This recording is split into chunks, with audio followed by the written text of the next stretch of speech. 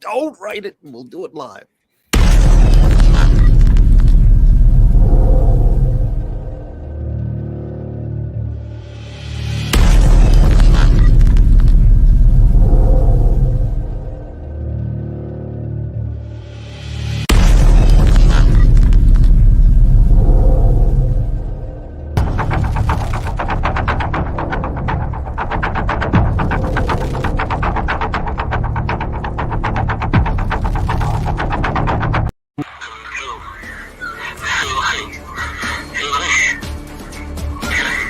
Spaces, things exist. And the lines that form the network of your mind. Behind the retinas of imagination are the particles and peripherals that made you who you are. Turn off, shut your eyes, and listen to dispatches from outside the box.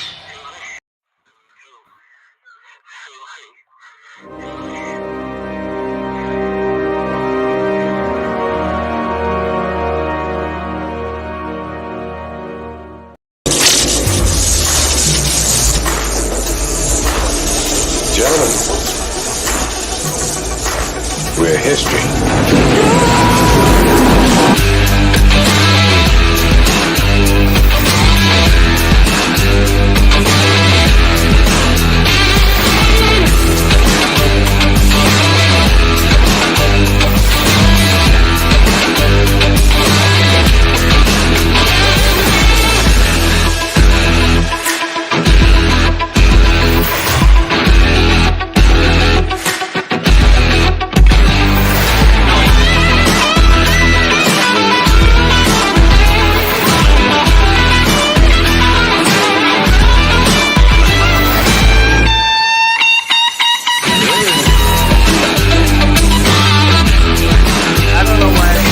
But that isn't true. Think about it. If you travel to the past, that past becomes your future.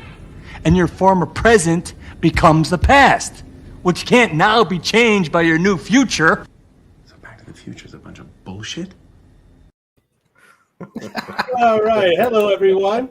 Oh, Back to the Future is a bunch of bullshit. There you go. 88 miles an hour, Doc. So whether it's to right or wrong, seeing a future outcome, reliving a memory, or just wishing to peruse a time long forgotten, everyone at some point has wished time travel were real. That fascination has led to epic futuristic books, wild movies, and at least one generation-spanning TV show. Tonight, the panel is going to discuss whether time travel is possible, and as well as the effects it's had on centuries of storytelling. Will it ever get old? Only time will tell. I'm C Michael Lanning, independent artist and mad scribbler, welcoming you to another Inquiring Dispatch. So without further ado, let's meet the panel. Sensational Stone Abdullah. Tell them who you are, sir. Hello, everybody. I'm this guy, Sensational, aka Dr. Feelgood. It depends on the day. I'm a science fiction novelist, and when you know it, time travel is right up my alley. I've been writing for, a few years, just a handful. Got a couple of novels. And I have a physical sciences background. I studied astrophysics. I studied physical science, Earth systems, you name it. And I used to do research and development for the feds. So I'm nothing strange, but I'm just saying all the stuff about aliens. That's Quick, everybody, flush your weed. Don't believe it.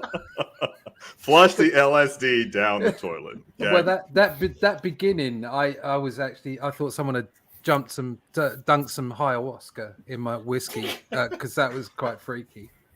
I appreciate that. I'm known to be a freaky person, but it depends on the type of freak. Anyway, Grandmaster Zim, I think that's who we're trying to. Wait! I noticed you kind of have some empty walls back there, Stone. Oh yeah, that's a long story. Maintenance was coming over, and I was just like, well, let me just take down the literature, and that's another story. Okay, yeah. A lot of things. I got you. You had a girl over, didn't you? It was Maxima. You can't lie to us. It was Maxima, the stripper. That's another show. That's tomorrow. Well, All right. we already know you're broadcasting from the closet next door to the strip club. Did you have to give it away? So Sorry. so soon? No, you gave it away with that lighting. I mean, Yeah. but it looks good. If that doesn't scream stripper dressing room, nothing does. Nothing does, but it looks good. You can't argue that. All right. Yeah, right. We love All you. right. That's why we pick on you. That's it. I love you guys. Time writer Randy Zimmerman. Go ahead and introduce yourself, sir.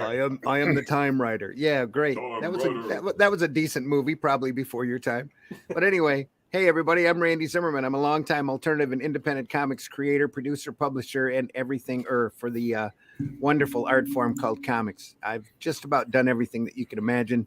Retailed for 10 years, did my own paper for 10 years, ran a couple of comic companies, and now I'm part of the Long Shots campaign, which I'm sure we'll talk about later. But I also do the Zimcast on Wednesday nights on this very network and the fantastic Sunday Funnies show early on Sunday morning. So where we talk about the fun part of funny books. So hope you get to join me over Gotcha. there. But today we're going to talk about time travel. All right. And of course, I want to introduce our newest panelist, Mighty Mitch Rogers. Go ahead and introduce yourself, Mitch. Hello, Mighty. I'm Mitch Rogers. I am a comic book writer and artist. I'm the creator of the Boger horror comic book series, and that's basically all my credits so far. You'll get more as you go along. Yeah. Yeah, it's like Yes. collecting carrots. You got And dirty underwear. Yeah. yeah. Oh yeah, you get more. And of course, we have our special guest for this evening coming to us at 3:00 in the morning, where he's at. Sir Rowdy Russ Leach. How are you doing, sir? Rowdy. Yeah, Russ Leach. fine. Tired and drunk, so I'm fine. There you go. That's a good combination. I like Life is good. Yeah, it's a warm and cozy combination. it. Tell you where you're from, Russ. I'm from the UK. I've been drawing comic books since 2010 after a previous life in the creative industries. And I've done all kinds of stuff. Worked for Panini and Hachette over in here in Europe, along with Marvel and DC. And done some stuff for Cartoon Network, for Ben 10, and also currently a Doctor Who artist for the Doctor Who magazine, which started off as a Doctor Who comic way back when. And for any of our listeners that aren't aware of what Panini is, that is what the Jawas said right at the start of the New Hope when they came to get the R2. Panini. Apart from being a great sandwich, Yeah. Yeah. Apart from that, so- Panini effectively bought up the whole of Marvel UK's rights when Marvel UK went down in the 90s. So they effectively reprint DC and Marvel stuff, and they have an exclusive right to do so for Marvel in Europe. But they do lots of other stuff, and I'm involved with them at the moment for quite a few things. Cool. Awesome. It's awesome. Also, I have my own book, Only Death Can Save Us, Yeah. which is on is on volume 2 now, and that will be finished in June, and hopefully sent out to everybody forthwith. Sweet. All right. Awesome. See, Grant Lankard is joining us in the chat. It's like, good evening, What's up, Grant? Good day, Grant. I'm on time for once. So are we. Yeah, about time. It's about time, It's about Grant. time. That's Literally. Yeah. I'm sorry. I'm not sorry. So, And an odd and unusual TV show, way ahead of your time. It's about time. Yeah, that's ahead. Yeah, that's ahead of my time. Look it up. Let's see. I'm going to I think bing cavemen were in it. okay. it. I'm going to bing it. You laugh. Oh, okay. You laugh and you doubt. There it is. See, So- there it is. Told you. 1966, 1967. Yeah, that was before my time. It's about time. That's it. Okay. Was it a see? Okay. All right. So What anyway, you we're got also for gonna me? later on we're gonna be joined by another guest if he can make the time for us. So it's a If prize. the trains run on time. That's right. Yeah. So what's the deal with time travel? What is the general appeal, Russ? What do you think is the general appeal for people in time travel? Is it because they want to change something? Is it to see how the world used to be, or maybe see the future? Yeah, I think people are interested in both directions, what was and what will be. There are plenty of writers that just use it to mess up stuff. Agreed. Yeah. But those mistakes aside, it's just fertile ground, isn't it? It's a place to let your imagination go and do it in a way that, especially if you go backwards in time, has a grounding with what you know, which is what the best science fiction writing is effectively taking what you know and kind of putting it in a fantastical setting, which is, why we have great things like Star Trek. That's, Precisely. it's that's what it does. And I think time travel is one of the most fertile places, because you can just play with things. You can go back and play with the past or play with the future. Yeah. It's a sandbox of imagination. What can't you do with it? Sands of time. Exactly. There we go. Yeah, especially with the future. Especially go far enough in the future, the whole Federation breaks apart. Anyway, listeners. But loops as well. Loops are incredibly good fun. Yeah. I mean, you look at the film Looper. I quite enjoyed that. I thought it was quite good, and that was very. Or was it 12 Monkeys? That kind of thing. Yeah, I love 12 Monkeys. Yeah. And one of the first Looper stories I came in contact with was in 2000 AD in the UK and Tharg's Future Shocks, and it was about this. It was about this situation where a guy went into the future, billions of years into the future, and found that our Earth was just sterile, and wasn't quite sure why it had happened. And then he went back and told everybody, and then what happened was all these terrible starfish creatures turned up and ate everything on the planet. I think it was plastics, but it ended up eating everything. So it was like a plague, but it effectively ended up destroying the planet. And what had happened is, when you look back through the story, actually what had happened is when he'd gone into the future, he brought the starfish thing back with him. Uh-oh. So it's like, whoa. So that I like that as a young boy reading that stuff. So yeah, that kind of thing always fascinates me. Yeah, it can be some of the reverse effect. So. Yeah. Well, so some of the best stories are when they can handle time travel right. And it's not always the case. It's not. Mitch, no. God. Mitch, you have an example of who handled time travel right? Back to the Future 2. How clever was that? The way that they integrated it into the story of the first one, and had them messing backwards and forwards, and I thought that was really neat. I really enjoyed that. It's well written. I like that. Yes, well written. Yeah. Mitch, what do you think? One of my favorite examples of a great time travel story is probably A Sound of Thunder by Ray Bradbury. Oh yeah. If y'all don't know that one, that's the one where they go back in time and hunt dinosaurs. Yes. And someone accidentally steps on a butterfly. Accidentally. Yeah. And then they go back in time and it affects the future, so they have to keep going back to reset it. It's the origination of the butterfly effect. Yeah. Correct. Right. Didn't Homer do something like that as well? Yeah, I'm they sure did. he did. Yeah, they did a spoof of it with The Simpsons. Great episode. Oh, that was great. Yeah, I mean, that kind of thing. That's again another 2000 AD story which was similar to that was Flesh, where they went back to farm dinosaur meat, but things got very out of hand.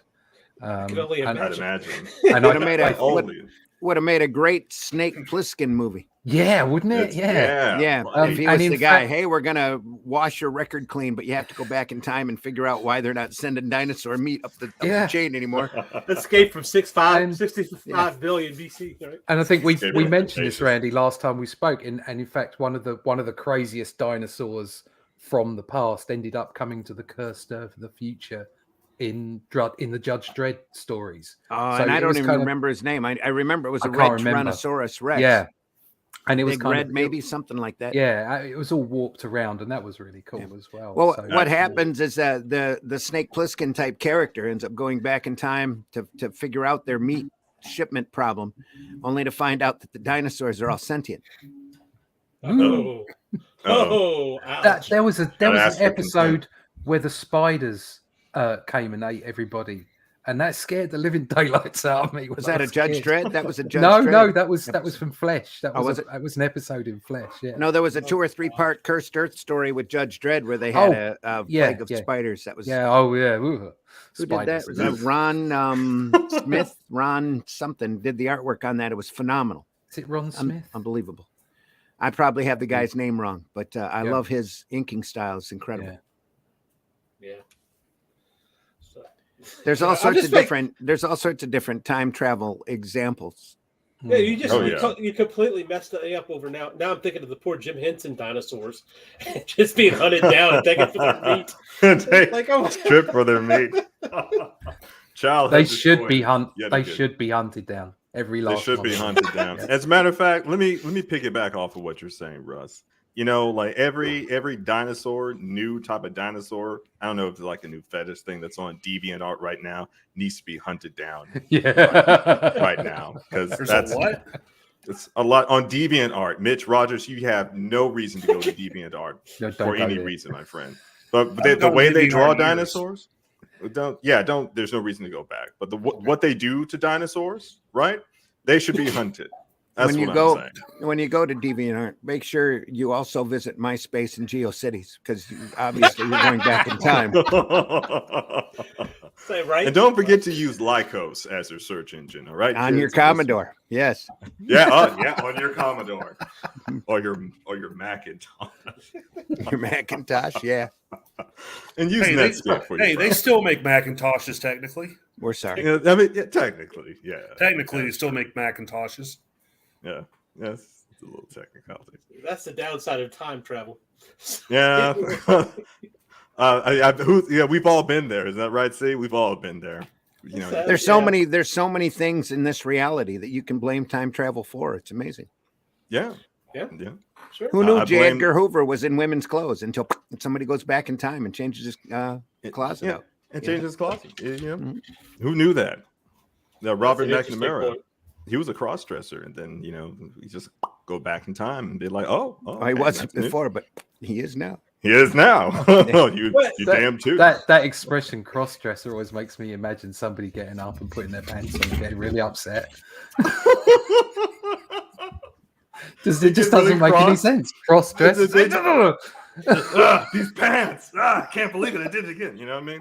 They get really cross because those pants were just on wrong. They just a little upset. I just don't understand. I'm very naive. But you said you brought up J. Edgar Hoover, but they had that I think it was a short story by Stephen King, but they did it as a Hulu series where the guy went back to stop the JFK assassination. 1963. Yes. Yeah. Then he kind of comes back and finds out keeping JFK alive wasn't a good idea. JFK concentration camps or whatever. I'm like JFK concentration camps. Things never work out the way you've planned most of the time. Just let things happen. Best leave time alone. Pretty much. I mean, but where's the fun in that though? You know what I'm saying? Like, for example, if I were to go back in time, I suppose I'll segue into time travel. I learned about time travel not from comics or that sort of thing. I had government textbooks. agency. Government agency, right? Like they employed me as a government agent when I was like 5. Okay, so knee deep in this shit. That's right. But we had these astrophysics books. And we had textbooks, and I learned about time dilation theory. I learned about the theory of general relativity, et cetera, et cetera. And then when I was looking at shows like Star Trek, or you see Mystery Theater 3000, you see a lot of this other type of stuff. And then there's that logic side of my brain that kicks in, is saying, "Well, we can't really do," in the Doctor Who.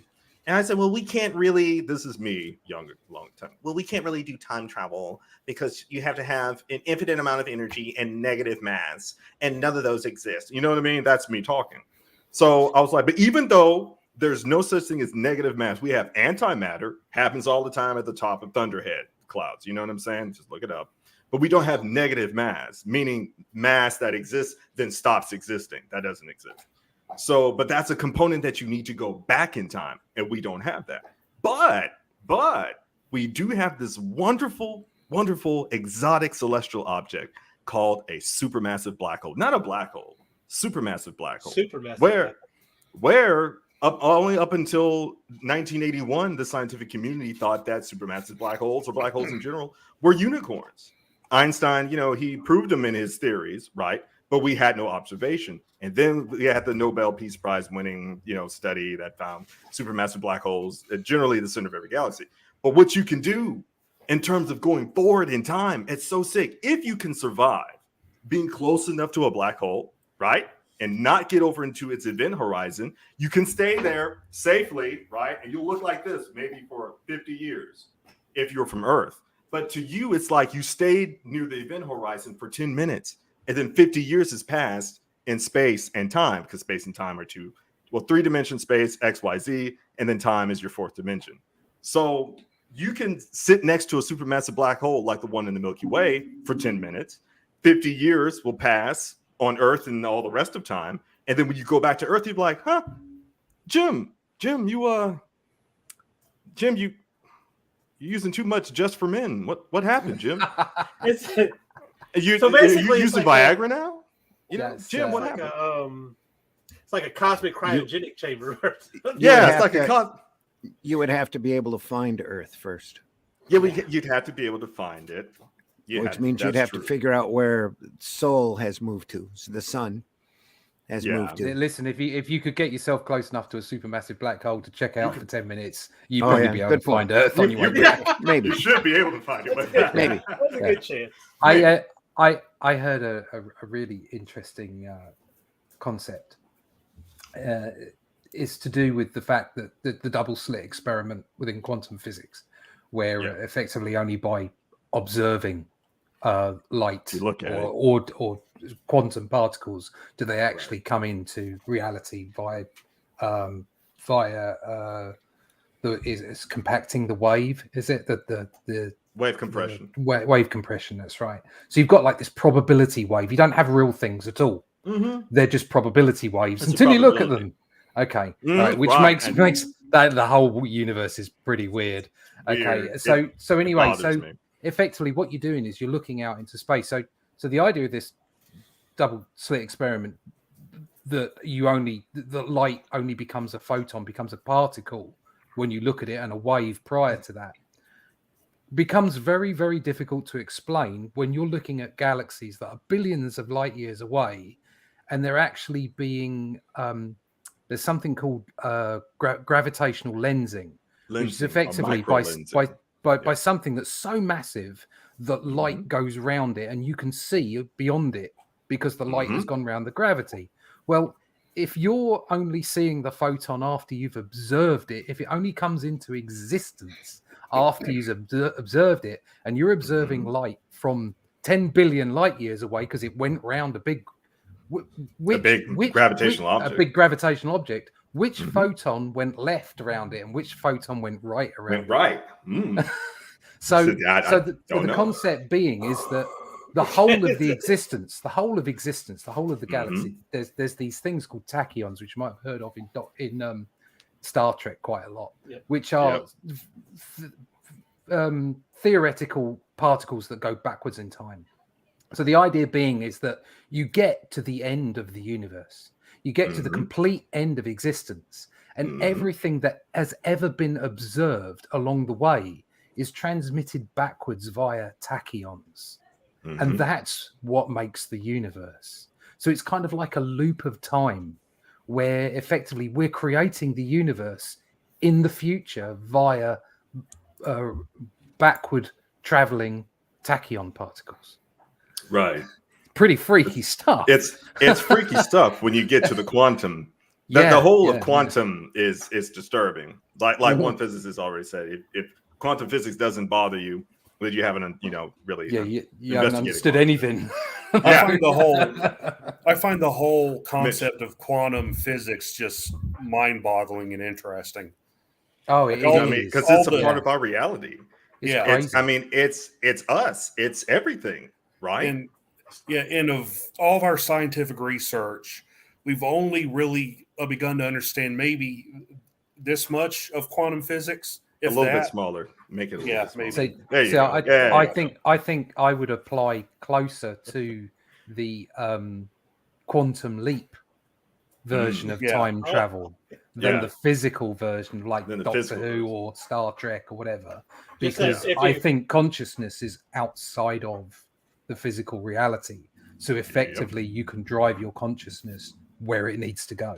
Where it needs to go. You can make a decision at that point because it's just like Zim brought up. You got to have a point of reference somewhere in the universe. Because if you're trying to time travel to some destination, well, do you know where you're going? Do you know how to establish a point of where you're going from point A to point B? Einstein called it spooky accident at a distance, right? So at the quantum level, it does this all the time. Like, like your grandma baking cookies on a Sunday. It's just that common. But we haven't been able to understand why doesn't Jupiter do that? You know what I'm saying? Why don't other planets like Jupiter? Why doesn't the galaxy do that? You know what I'm saying? Yeah. So we come up with these theoretical particles like tachyons, like gravitons and stuff. So we can dark try matter. to make sense. Dark matter to try to account for what we observe. Because there's not enough matter in the universe to account for why the galaxies are hanging so close to each other. But that's another conversation. But in terms of time travel going forward, I agree with Russ Leach that on a quantum level, if we had the capacity to say, well, I'll say it like this: if you want to move your body, right, which contains about 4 trillion terabytes of data, the average human body contains about 4 trillion terabytes of data. That's a lot of data. I don't know any supercomputer on Earth that can transmit that, but on the quantum level, that's easy to do because we move volumes of information much larger than that in millions of seconds. That's how amazing the quantum physics is. But if you could do that for one person, you can establish by manipulating spooky action at a distance, putting yourself here, and you've already predetermined your other point in space and time. So all you had to do is just, boop, you're there. Almost like the beam me up, Scotty, but without, you just eliminate the whole physics part. You're just purely using the quantum elements, your quarks and your gluons and stuff. They said, we got you. Remember how we know how we're structured. All the instructions to make this person, we got it. It's the same over there. But how do we capture that? Don't know. Have no idea. It exists, but we don't know how to do it because we don't have an infinite amount of energy to manipulate 4 trillion terabytes of energy instantaneously. But hey, I'm looking at you, Jeff Bezos. I know you went to space to get away from your wife, but just hit me up, man. Okay. Just hit me up. So anyway. with all this, so basically, we're kind of doubling down on the idea time is an illusion, right? Yeah, most of the universe we call it we call it holographic, right? So when the more you look at the exotic celestial bodies like supermassive black holes, and I always reference supermassive because they're the most that do the most to space and time. If you look at what happens to physical matter with a supermassive black hole, of course, we don't have a telescope or a rod or a yardstick to go and say like, okay, and you could poke it and see it. But theoretically, what we're saying is physical matter, once it gets across that event horizon, what happens to physical matter? Well, one portion of the matter becomes part of the black hole, but the information for what that physical matter wants is stored as a 2D surface. That's one theory. It's stored as a 2D surface on the black hole itself. So that would mean, that means the information that makes reality is like a flat plane. So it's almost like we're looking at a hologram. You see a baseball card, you flip it one way, and you see one image of it, and then you turn it a little bit. What do they call those cards? Holographic cards, right? Yeah, holographic. Yeah. Okay, so that's the idea. That's the school of thought, so to speak, about what our reality is. But it's on such a large scale that from day to day we can't perceive these effects of reality because it's too wide. Like gravitational waves. Gravitational waves happen all the time, but they're so large in amplitude that us on Earth, the solar system, galaxies, we don't feel it, but they happen all the time because this is on such a large scale of millions of light years across. You know what I'm saying? So, man, trying to go backwards in time, I would say if you want to do that, you encounter the grandfather paradox. If you stabbed yourself, right? Or if you, I mean, patricide. We're not advocating for this, folks. But if you just said like, "Hey, Dad, take the cyanide pill," you drop it in his tea, or Granddad or great granddad, you dropped it in his tea. Okay, would you cease to exist at that moment? And if you don't, that implies the existence of multiple universes, or some ahead, kind of device, some kind of fail-safe procedure within the structure of reality that makes the cyanide pill not work. Bearing in mind that quantum is all about probability. Well, see, I always figured if time travel were a thing, it'd be something that's already taken its effect consistently. It's not something that we would ever see change. It would be. Well, no, I think that's what Hawkins was going on. Stephen Hawking was saying. It's like if time travel exists, they're probably already here, and they're not going to let you know. Yeah, that's right. They're not going to. They're like cats. You know what I mean? If cats could talk, they wouldn't. That's because they're assholes. Because they're assholes. They smell like Brussels sprouts. To answer your question, that's what happens when you get too close to a black hole. You turn into a cat. You turn into a cat. See, we solved it, folks.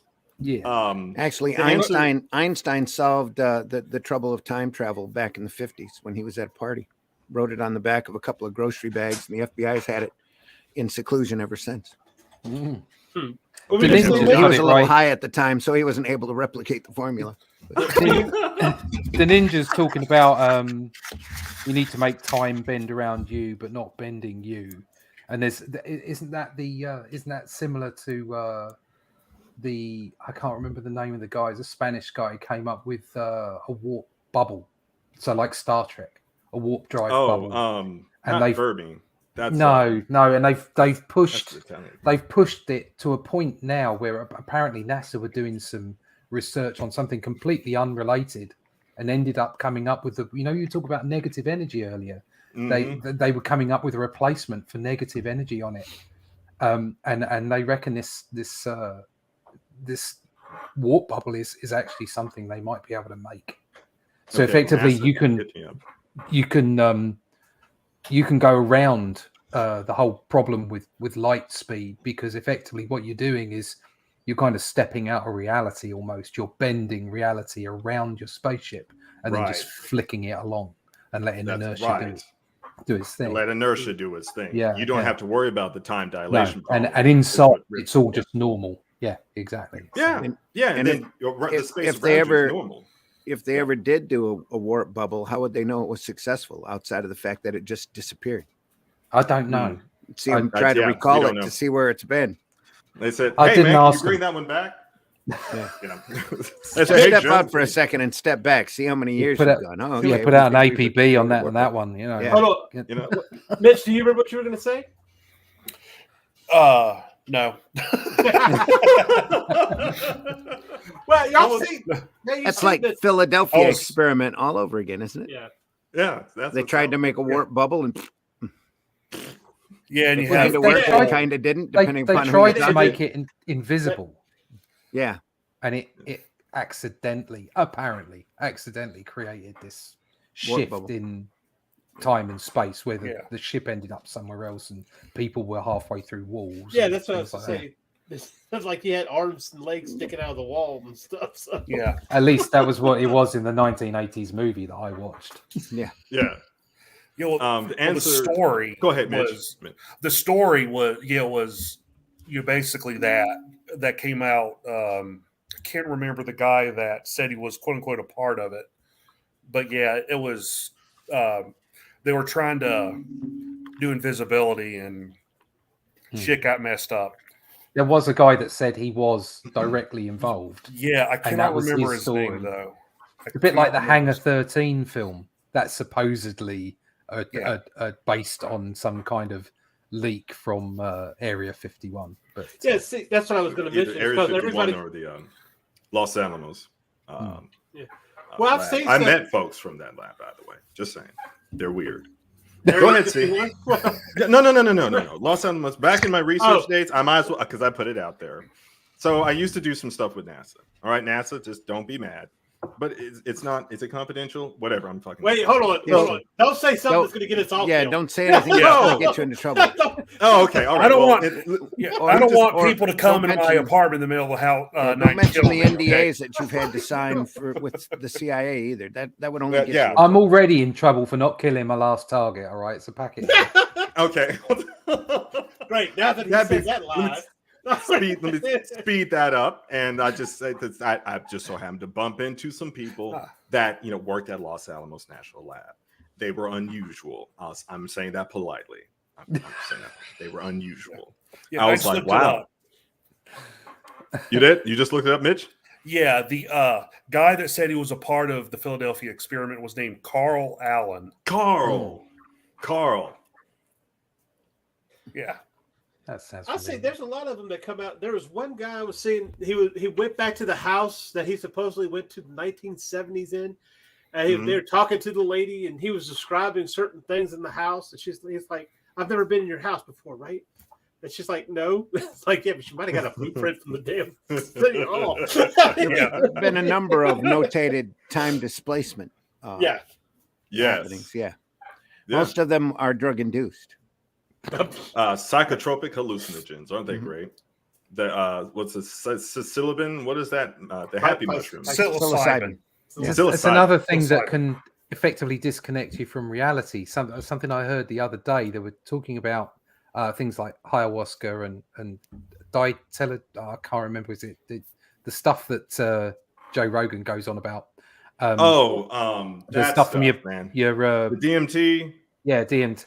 I can't remember the chemical. Effectively, they did a study about hallucinogenic drugs, and what they were thinking were these hallucinogenic drugs were effectively making your brain light up, so that you effectively came up with all these illusions and visions and what have you. And actually, it's completely the opposite. These drugs are effectively deadening what's going on in your brain. Suppressing the activity. So the idea being is that, or the theory is that effectively what's happening is it's removing the veil of this reality so that you can see into a deeper one. Because your brain is effectively there's an antenna. It's an antenna. So your consciousness, your essence is other than reality. And everything that we work around it. This is like World of Warcraft or whatever. We're all just game players. We're avatars. And effectively we've got this antenna connection, which is why when you mess your brain up physically, it's like it's gonna mess with the connection. Which is why you can't do certain things. You chop half your brain out. You can't talk or something or move or whatever. But there's plenty of documented cases of children that have only half a brain, or even in some cases very little brain, and they're still operating in exactly the right way. Because as far as they're concerned, they're not aware that that's not there. So that signal's coming through strong, loud, and clear. Yeah, right. It's just another way of looking at it. But of course, if you look at it from that perspective, almost like we're in a matrix of some sort, then time travel becomes even more possible, because effectively, like the quantum leap thing, you're going to be more likely to be able to travel with your consciousness rather than physically trying to get around inside the matrix, as it were. Right. Correct. Which has rules on it, like your refresh rate on your screen is the speed of light. So effectively, the reason that you can't go anywhere faster than the speed of light is because that's all the computer program can do. That's the limit. Right. That's one of the rule set. Yeah. Like all the rules of thermodynamics, all the rules of relativity, all of those rules, which I'm glad they're here. Yeah. Otherwise, reality would be like a big shit show. But in terms of suppressing this awareness of the rules, like Neo was saying, well, there is no spoon, right? If you can get yourself to a state where, okay, there is no spoon, then your probability, and by the way, guys, when we're talking about probability from scale of 1 to 100, we're talking about maybe 2 point something. You got to reach out maybe 7 places to the right, 2.0001% probability increase, because we don't know. We don't have any way to measure it. We don't have any instruments. that can, capture this tangibility, like the split, like the electromagnetic wave in the particle experiment. But I want to quickly answer Ginkgo's question. He said, aren't black holes extremely hot? The accretion disk, if it's actively feeding, then that accretion disk is about 30 million kelvins or so, and the gases spin around the accretion disk near the speed of light, not the speed of light, closer to the speed of light. And so that's why it's so bright and hot and orange and white and stuff. But the surface of the black hole, we don't really know because it's blocked by the really hot accretion disk. So we can't make that measurement. So we can't make that determination. Right. That's pretty hot. That's hotter than chili on chili night. It's hotter than Farrah Fawcett in her days. You know what I'm saying? Woohoo! It's hotter than Megan Fox. Hot. That's hot, man. I mean, hotter than what was it, Tyra Banks? Ooh, boy. Growing up, I was like, damn, this is okay. So, and then I learned that day. I learned. You know what I'm saying? Watching VH1. Anyway, we want to invite. You can go back in time. We can go back in time. We want to invite our good friend and comrade JD Calderon to the panel. Good evening to you, sir. JD, who are you, sir? Who are you? I'm good. I was like, I'm sorry I was running a little late. I thought you guys were gonna wait for me. What the fuck? No. Time waits for no one. Time waits for no one. That's it. Go ahead and introduce yourself. Let everybody know who you are. Please. Damn, I gotta do that too. All right. Yeah, you gotta do I'm the writer creator of the Oswald Chronicles, Tall Tales Online. And I have a Kickstarter currently running. Got another 13 hours in that sucker. So go run on over to Kickstarter. Go support it for the Oswald Chronicles. Thank you so much. What's up, Russ? Nice to meet you, Mitch. Hi, JD. Randy, what's up? Stone. Good evening. Always good to see you, sir. Mr. Michael, it's coming. That's all I have to say. It's coming. Yeah, okay. But hey, JD, I already have. Boom. Yes. Yeah. All right. That's why he was gone last week and why there are no longer any pictures on his wall. The pictures, you see, they're all gone. He ruined them. They're all destroyed. I got some more in the mail. Don't worry about it. Get the new ones laminated though. Yeah. That's easy cleaning. There you go. Right. Not to change the subject, but to change the subject. Our existence is vibration that holds us to this reality. Is that That's right. Ginkgo, there's some truth to what you're saying. And our existence is really empty because between the molecule of the space between the electron shell and the nuclei is empty space. So a lot of reality is just empty, at least in terms of physical matter. But the predominant source of matter / energy in the universe is dark energy. We're swimming in it. We're like fish, unaware of an ocean that we're swimming in, and we don't understand why it's doing it. We observe the effects of it, like say the galaxy, Sombrero Galaxy, is speeding away from Earth at 700 miles per second.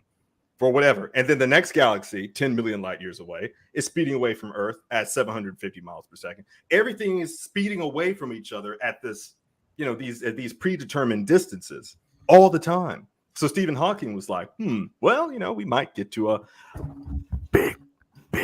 Well, I was like, big what? Speak up, Stephen. He was like, it's like the big cool. I'm like, the big cool, the big freeze. So Stephen, before he died, he was like, well, everything's just going to spread out until all the molecules stop their electronegative activity, and we have no more radioactivity, and the universe just goes to absolute zero, which is negative 472 centigrade, I believe. So at 0 degrees Kelvin, what's that?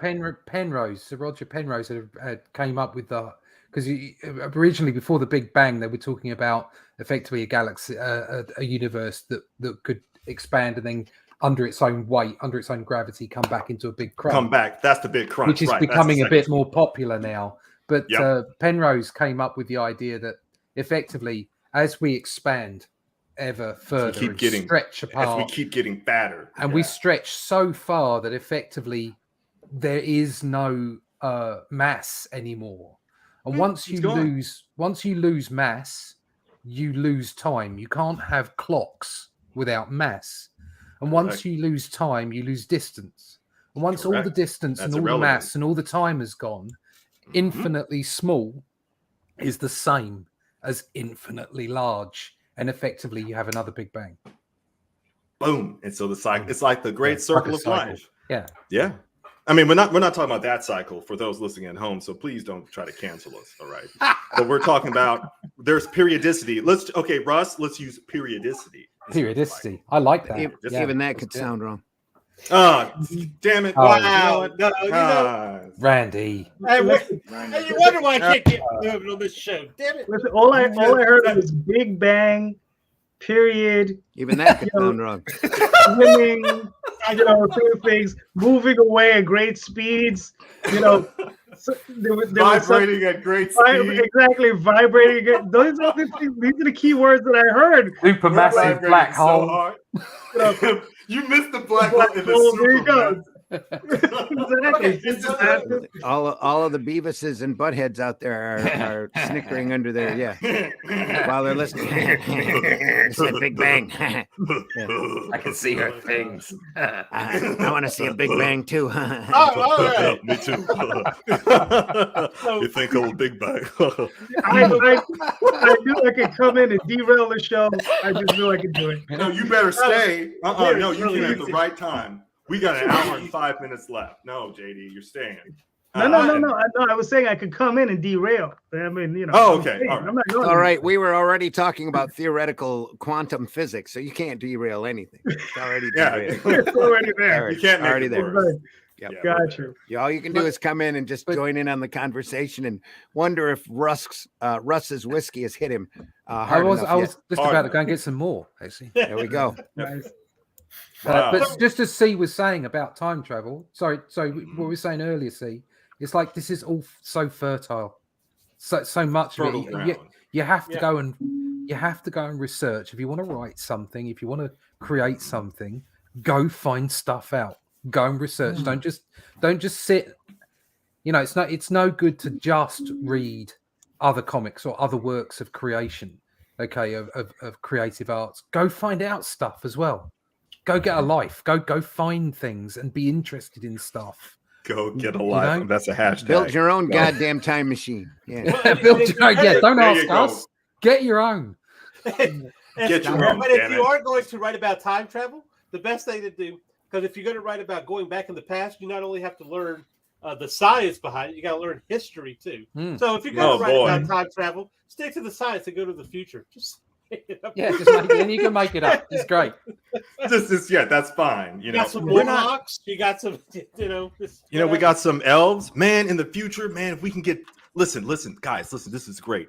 Let's put together a time travel machine, and then we can finally get those chocolate space elves. You know what I mean? Like the one that's in my story. They're out there. You know how many galaxies are in the universe? Hundreds of billions. Dear God, how many solar systems? What's that, JD? Hold on, stop. Yeah. If chocolate elves actually exist in reality, they'd be extinct in no time flat in this country. This is a country of fat people that loves chocolate. They would not live for long at all, okay? I'm just saying. Yeah, thanks for chopping my hopes down at the knees, JD. Thank you. No problem. Somebody already admitted time travel and got to all the chocolate elves. That's what the It's already happened. So we missed they that. were American. And they were, in Iowa or somewhere. You know what I mean? Somewhere. Anyway. Have you guys been to Iowa? Don't. You have no reason to go to Iowa. Right? I've been to Iowa. I've never been. You never been? No, don't. I drove through That's Iowa. You drove through Iowa. You didn't stop. I hope you did. Well, it's for gas. I drove through Nebraska too. That was just as exciting. It was thrilling. Don't stay in Iowa. All right. And then I understood why we got the band Slipknot when I stayed in Iowa. So Iowa is Wyoming real? Is Idaho real? Wyoming is real. I've been to Wyoming. You've been in Wyoming? Okay. Yeah. But nobody's. Besides, I had to drive through Nebraska to get there. Look at that. Wyoming's real, but you never met anybody that's from Wyoming. I've never. They don't leave. It's only real when you observe it. That's because there's so few people there to start with. Same thing with Montana. Like photons and light. Yeah, Montana. Yeah, it's like photons. Yeah. I never met a person from there. But hey, when Yellowstone blows up, we'll be like, well, where was Yellowstone located? Oh, it was real after all. I'm not asking for You've Yellowstone. Never been to Yellowstone? No, I haven't. I missed that opportunity. to visit Yellowstone National Park, but I'm Shame trying on to make you. a plan. Yeah, I know. Double shame on me because I missed 2 opportunities actually. See? Oh, This is me I've been being there. honest. I've been there twice. It's interesting. You want Twice? to talk about time travel? Man. You're going back in Man. time right there, right then, because the way That's the so national cool. park is made up, they've tried to preserve everything as much as possible. It's fascinating That's as hell man. when you get around those pools and they look so wet until the ranger comes up there and goes, "Hey, a human being can boil in one of them pools in 2 seconds." Don't give me any ideas. That's why they have pads. Yeah. Okay. It'd be a real shame if you step too close. Yeah, it'd be a real shame. Every couple of years or so, there's a news item of somebody who wanted to go swimming. You Yeah, know? there's some spelunker or whatever. They want No, some young kid who says, "I don't have to stick on the path," that just steps off into one of them sulfur pools and finds out how fast it is. You know. Well, but you say that kind of thing, but you know what? You ever see that, and it's like I don't ever want to see that. No. Information 411, I think, is where it talks about kids that are there with their parents 1 second and they're missing, and they find them across like these national parks. Yeah. Yes. And like there is absolutely no way they could get there. It's just insane. I'm not saying it's aliens. It's scary. But it's aliens. If they stood on one of those geezers, it'd just like throw them. Yeah, right. It's so these kids running onto the geezer and like that would be interesting. Yeah. It could be the open portal in time. There you go. Yeah. There you go. Well, that's what I'm saying. Yeah, like a They might be wormhole. there. Because there are places in these national parks, these rangers will not let you go.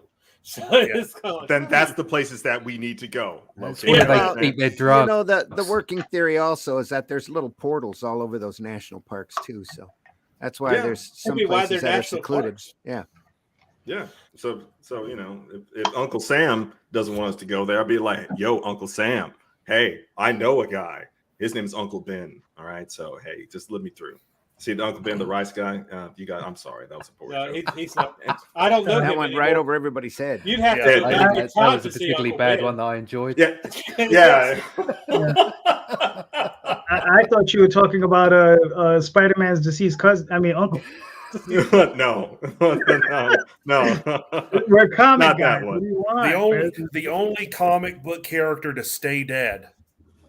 Yeah. Uncle Ben. Right. It's I'm expecting him to come back as Galactus though. You think he'll? What if he comes back as Dark? No, Darkseid is DC. I would say don't say that out loud, but Marvel's not creative enough to take that suggestion and actually use it. True. Marvel creativity. I almost get diarrhea when I hear those words together. Hi, I'm going to sit on a lamppost. That'll be iconic. Yeah, that's great. Yeah, that's great. Anyway. Good job, Marvel. I had this other idea. I totally missed that reference, but yeah, go ahead. Miss No, Marvel. I had this- everybody missed that reference. It's okay. Nobody it's needs all right. to see that reference. Nobody needs to see it. I'm coming for you, New York. I got you. I think I got you. All right. The go ninja ahead. again sums it all up. Iowa. Yeah. Iowa. Yeah, buddy. Iowa. I mean, look, everywhere you go, everywhere you drive, it smells like horse's ass. Okay. Is this? Oh real no! TVMA? Come on, be nice. No, look, No. I just. took I've this been to down, Iowa. guys. It Did you smells just- like horse's ass. Yeah, that's great. I was in Iowa before. Yeah, Now, what it did you smelled like- have to say about time travel again, Stone? Yeah, anyways, time travel. Back to time travel. All right.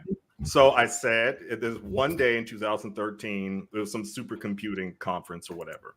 And I asked some nice scientist that was presenting things. I was like, well, hey, you know, some folks out there worried about Skynet, all right, about self-aware systems and that sort of thing. I said, but do you think that we could take advantage of this powerful AI so we can rip ourselves a wormhole? Or I said, at least a local teleportation portal. I said, do you think that could be generated with the computing resources we have currently on the planet? And then he stopped. He was like, I never thought about that. And I hope he's okay. I hope he's okay. He never directly answered my question. You know what I'm saying? You might never see him again. I might never see him again. It's been 9 years, and I haven't gotten an email from him or anything. Flowers, nothing. 10 years from now, there's a Nothing. knock on your door, and the guy There's looks a knock on exactly my the door? same. It's The guy goes, "Hey, You're I right. think time travel's real, dude. I think it's real. We did it. I think it worked." What's Here are those crazy- flowers I owe you. What's crazy is Read the card.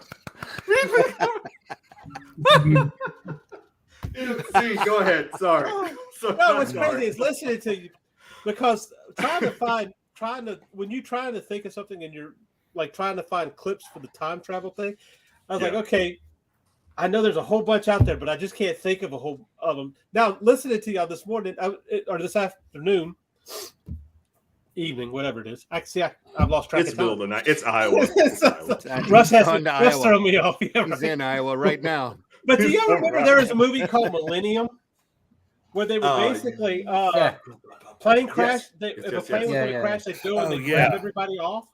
Yes. Wow. It's It's been a while. Well, you brought Wonderful advert for smoking. Huh? Wonderful advert for smoking, as I remember. Yeah. Great. Isn't that the one with Chris Christopherson? Yeah. Yes. Yes. I think I couldn't remember who was in it, but yeah. I mean, it was so many years ago. 89, 90. And they did the whole paradox thing where it all sort of destroyed itself at the end. Pretty much. Mm-hmm.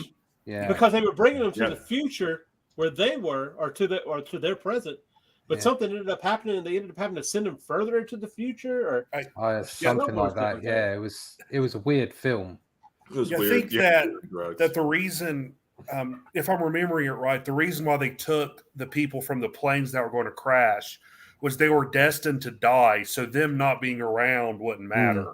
Yeah, it didn't change the timeline. Yeah. And I think someone accidentally got transferred to the future, and that was enough to upset the time continuum. I have to watch the movie again, but I think that's it. I saw that in the movie theater, so it's been a while. But it's just, and it's crazy the stuff that comes up. And now you say that, I realized that so basically Loki ripped that off. So somebody over there watched that. But so Randy, what do you think? Loki, I'm sorry. I haven't either. Oh, good for you. I wish I could go back in time and not see it. Anyway. Anyway. You're not going to get that time back, are you? Yeah, right. Nuh-uh. I'll tell you what. Wait, you didn't like Ladd Loki, was or- in that. I'm No, I looking was it not up a right fan of now. Loki. Robert Joy, Daniel Travanti was in it.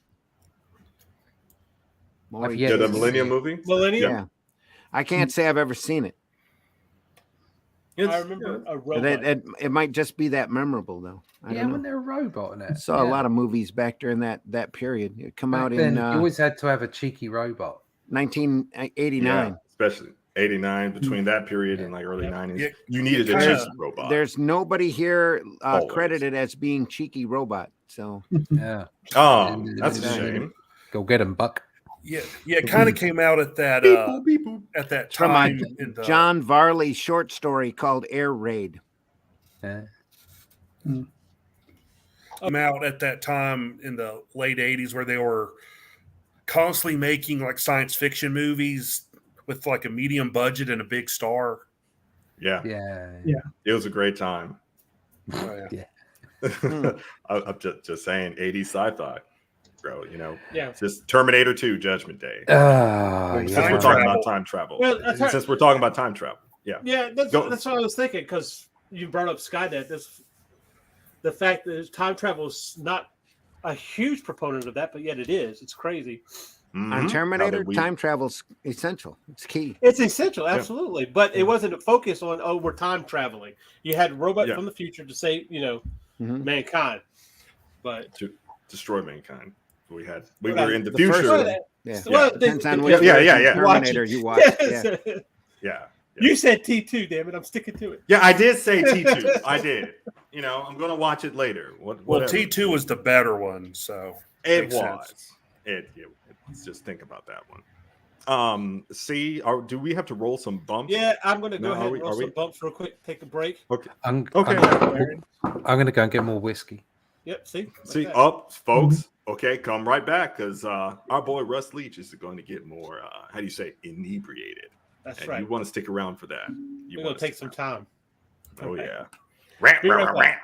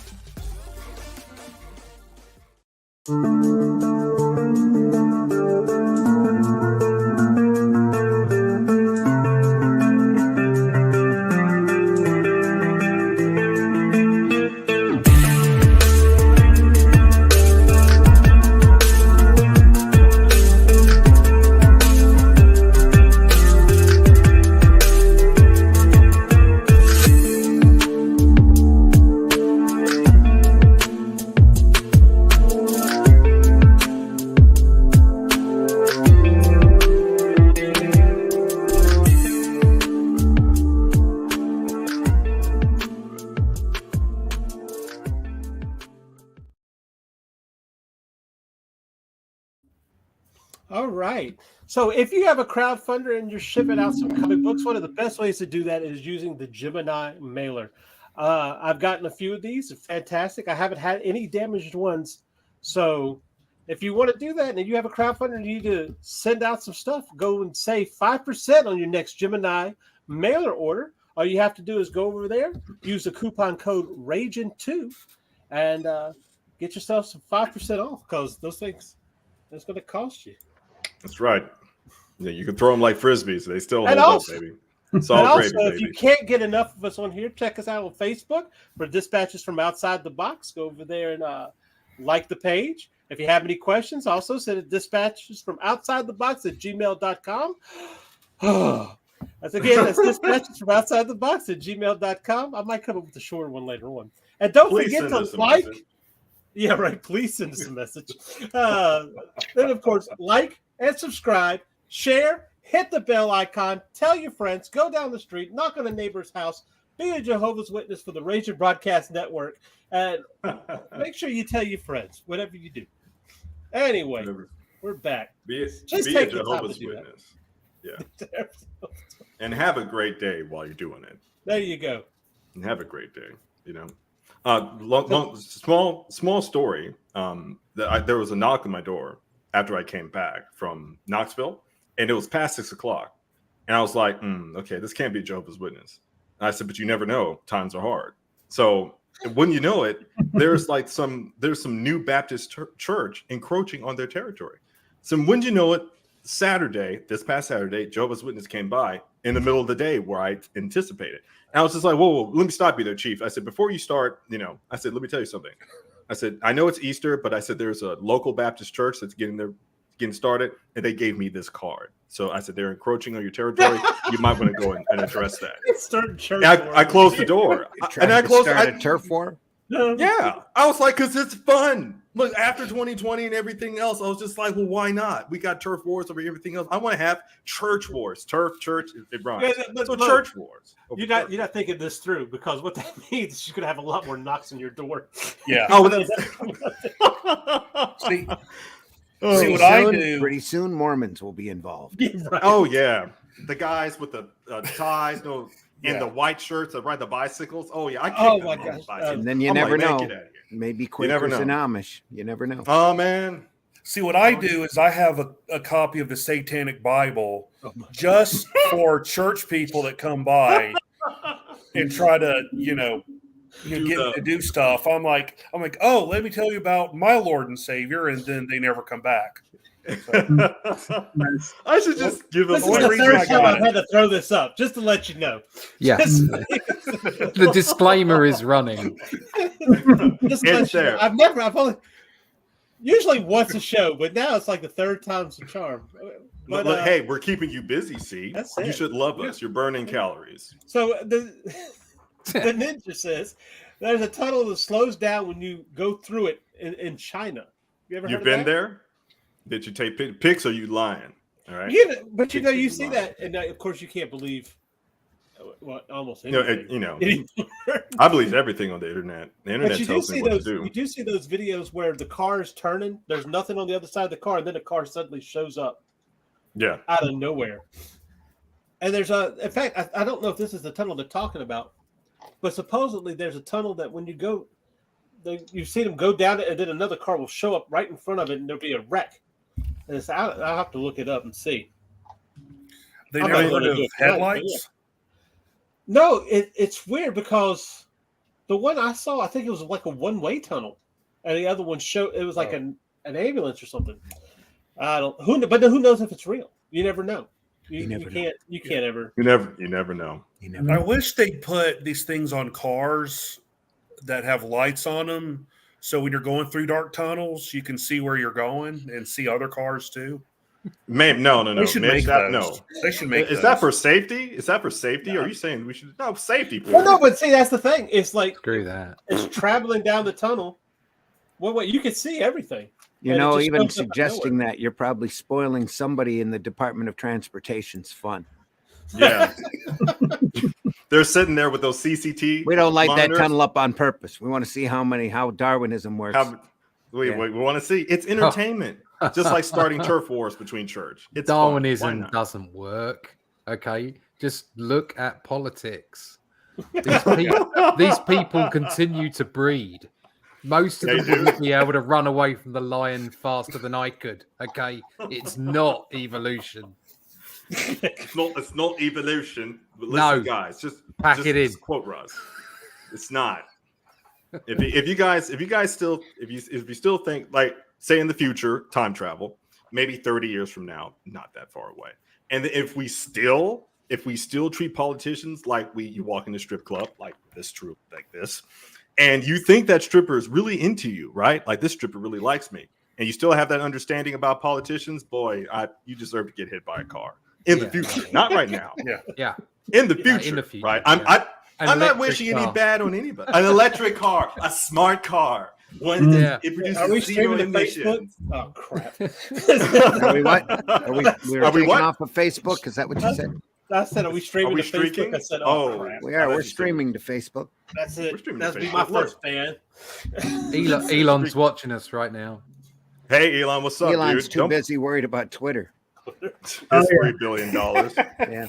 So, Jenny, I Twitch asked these guys before you showed up, what they thought what story handled the best writing time travel.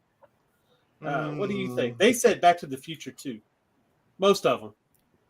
Okay. At least Russ said it, and a lot of Well, people I said it. You did, and then I agreed. I'm a little confused about my maths as to whether I actually am most of them, but I don't think so. You know what? I'll go out on a limb. Star Trek 4. Really? Wow. The best time travel story? As far as stories go, I'm not going to talk about math and mechanics. I'm talking about story. Yeah.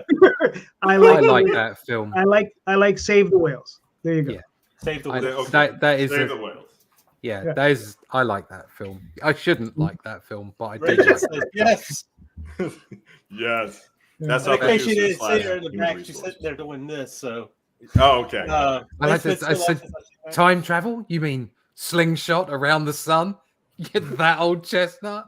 Let's do it. Let's go. Oh, well, we just have to make the planet go backwards, right? And And the Yeah, Klingon Superman bird did prey that. yet. There you go. If Yeah. you Yeah, run that's right. around really, really quickly, you can make everything go backwards. Yeah. That's Yeah, it won't that's affect Superman the and Flash. tides at all or anything, you know. No, It won't no, cause no, no. earthquakes. It'll just, time will just You go might- in reverse. You might shake a Only little for bit. you. You might, That's all. yeah, only for you. Yeah, you might feel a slight breeze, but it'll die down after about 10 seconds. You're fine. But You know what I mean? this, as much as we love those old films like Superman and what have you, it's like Yeah. whoever was writing that didn't do any research whatsoever, did they? They just there was no he felt- science in that at all. No, he but it didn't made feel for a like- great scene in the movie. It was great. Well, that's what I'm saying. You can kind of get so scientific that you kind of miss the wonderment in the. Yeah, even as a kid, I kind of looked at that and went, "That's not how well, it works." I No, can't that's a argue. bit odd. Could have been a great running gag, though. You know, Yeah, you know what I mean? A little late, then a little later, a little later, a A little little later. later, yeah. But speaking of retrograde, if I may, I asked NASA. I'm not going to say any names and I was like, "Hey, Classified. guys, can you?" It's all right. Yeah, and I said, "Guys, what about this retrograde in Mercury?" And then there was about 7 people in the room. They laughed. I said, "No, I said, now, why are you laughing?" They said, "Oh, you're talking about that astrology thing." I'm like, Your "Right." fly's undone. Sorry. I was like, "Well, I've got a BBC, so thank you guys for telling me late." So, but basically, what we were talking about in terms of time travel, and we If you kind were- of mentioned that. If you were talking to them last week, they would have laughed at you anyway and say, "Screw Mercury. Let's talk about Neptune." Holy crap! Holy freaking smokes! Neptune has a great spot, but all I wanted to address, folks, I is didn't that mean to there's no throw such you off thing. your point, though. Go ahead. Sorry. No, you're fine, Randy. The only thing that we clarified in that room was that the planet never goes into a physical retrograde. It doesn't. You see it all over socials. And to piggyback on what you were saying earlier, C, about stuff on the internet, and since we're talking about some science and time, so the concept about Mercury going to retrograde and this sort of synchronicity between us as human beings and this unseen tangent and planets is that Mercury goes into retrograde, and somehow that impacts your ability to perform, or it impacts your hormonal secretions. Okay, well, the problem is there's this thing called velocity differential, where, say, for example, you're on the highway and you're going, I don't know, 60 kilometers an hour, and you look at the hubcap beside you, and you see that the little spokes are going forward, but for a little bit, it seems to go in retrograde, right? This is an illusion by two moving objects at differing velocities. It could be solved by a simple distance equation, okay, over a square root. So anyway, what you observe in space is the same phenomenon. It's an illusion. Mercury never spins in retrograde, not even for a tenth of a second. It just goes so fast around the sun that sometimes with our position with respect to the sun and Mercury, we're like, is that thing spinning backwards? It's not. That's an illusion. So just like we were saying here with reality as a mirage or a holograph with respect to a black hole, we see little signs of this in simple observations like Mercury going to retrograde. So I'm sorry to all the white girls that are basing their personality off of that. But that's been scientifically disproven since, I don't know, Galileo. Oh, well, I mean, only since Galileo. So I mean, you know. Yeah, only since, and that was, and he was lucky enough that the church didn't burn him. So shout out to Galileo, and Copernicus. Our friend Mark over there, it came from the radio. Says, "I love time travel. Did you touch upon the film primer, or do I have to travel back in time to find out that I missed it?" That was a great movie. I don't. Have you ever seen it? I haven't seen that. It was. You got to speak. It's these two engineers that are trying to create a device that lessens mass. Okay. So you can, and they're like specifically trying to make it for air travel. You know, so you can have more luggage than you're charged for. And something happens. Someone, I forgot why, but he gets in it. And comes out and he finds out that he's like a day he's gone back in time a day. So he starts using it to play the stock market. Oh, he'll read the paper and I'm gonna see what the stocks are. Go back in time, and I'm gonna do it that way. Then his friend finds out about it, and it kind of becomes like a war between the two. Like, what can we really use it for? It gets really messed up, doesn't it? Yeah. And it deals with they can't. They realize they can't run into their old selves, like physically. So they try to do all these like neat tricks to not be in the same room as their past counterpart. So they'll like leave notes and stuff for each other, and it's a really, really good movie. Sounds interesting. That was a good film. Yeah. It was very low budget too. Yeah. Which was surprising for what it was. Sometimes those low budgets, they do the most. They can pull off the most creativity. You know what I mean? That they work with resources they got. I gotta watch it. I haven't seen it. I love the premise. It was a good film, and it was a bit of a shock when I watched it, because I remember it now, watching it and thinking, this is a bit crap. But actually, I was like this. It ended up completely pulling me in, and I had to watch it right until the end. It really good writing and acting. Who knew? Who knew? That would be good, you know. It came from the radio. Says it's, in my humble opinion, the best time travel indie film that does not talk down to the audience. It's very good. Yeah, it's hard to find those kind of films now. Oh yeah. Anything, not just time travel. So where are we going to go with time travel now? Has everything been done? Can we come up with new stories with time travel? It's only limited by your imagination. Yeah, and by the creative people that use that as a device. I mean, it's only limited by the Mandela effect. That too. Nice. Well, we were talking. What was it, Sunday? I think it was about Journeyman. If you haven't seen Journeyman, I love that series. Absolutely. It came out in 2007. Got caught in the writer's strike, but the whole premise behind it was that they were taking a guy and yanking him back in time in order to change the time stream. Somebody was. They never explained who it was or how it was happening. So one day he gets into a cab and there's a bright light and suddenly he's like 6 years in the past. He sees a guy who's surrendering himself to a trolley car. It's in San Francisco. It's about to run him over. He runs up and stops him. And then they have a talk about life. And then there's a bright light. And he wakes up in the middle of the night in somebody's cab. And it's present day. That, man. I've got to watch. That's 2 movies I got to see. No, this is a TV series. It ran TV 13 series. episodes. Yeah, it was. Okay. I got it here on IMDb. Kevin McKidd was the main character. Did they finish it? They did, which was really cool because they got caught up in the writer's strike, like I said, and there were a couple of months leeway there between episodes. And the cool thing about the show is that it was one continuous timeline. There's stuff that starts in the first episode that payoffs in like the 3rd or 4th episode, as the guy who's married had a gambling problem, tries to convince his wife and his brother that he's not going out on benders. He's actually being pulled back in time. And they're like, yeah, right. Okay. Yeah. Sure, buddy. Sure.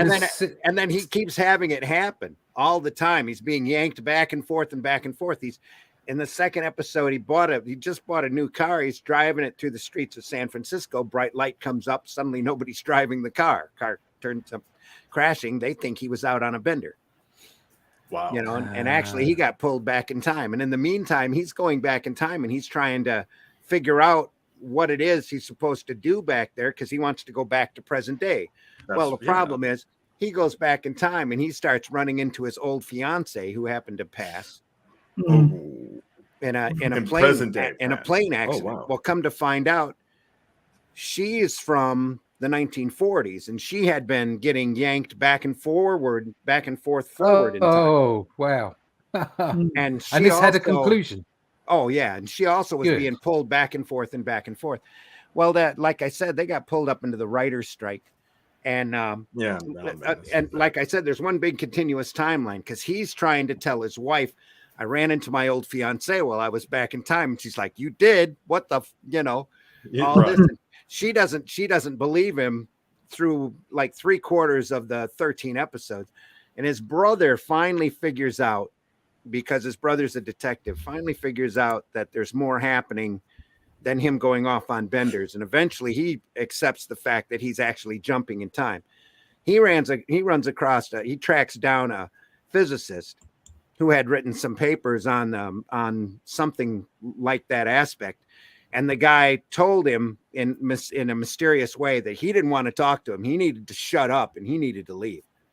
And he was being watched by other people or whatever. They never really fully explained it because they only had a certain amount of time to go. Certain amount of time, yeah.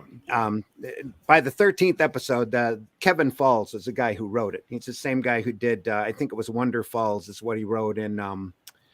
Anyway, he's got a large producing credit list. But he did this for NBC. I was hoping it would pop back up on Peacock, and I haven't seen it pop back up yet. It used to be on Amazon Prime last time I watched it.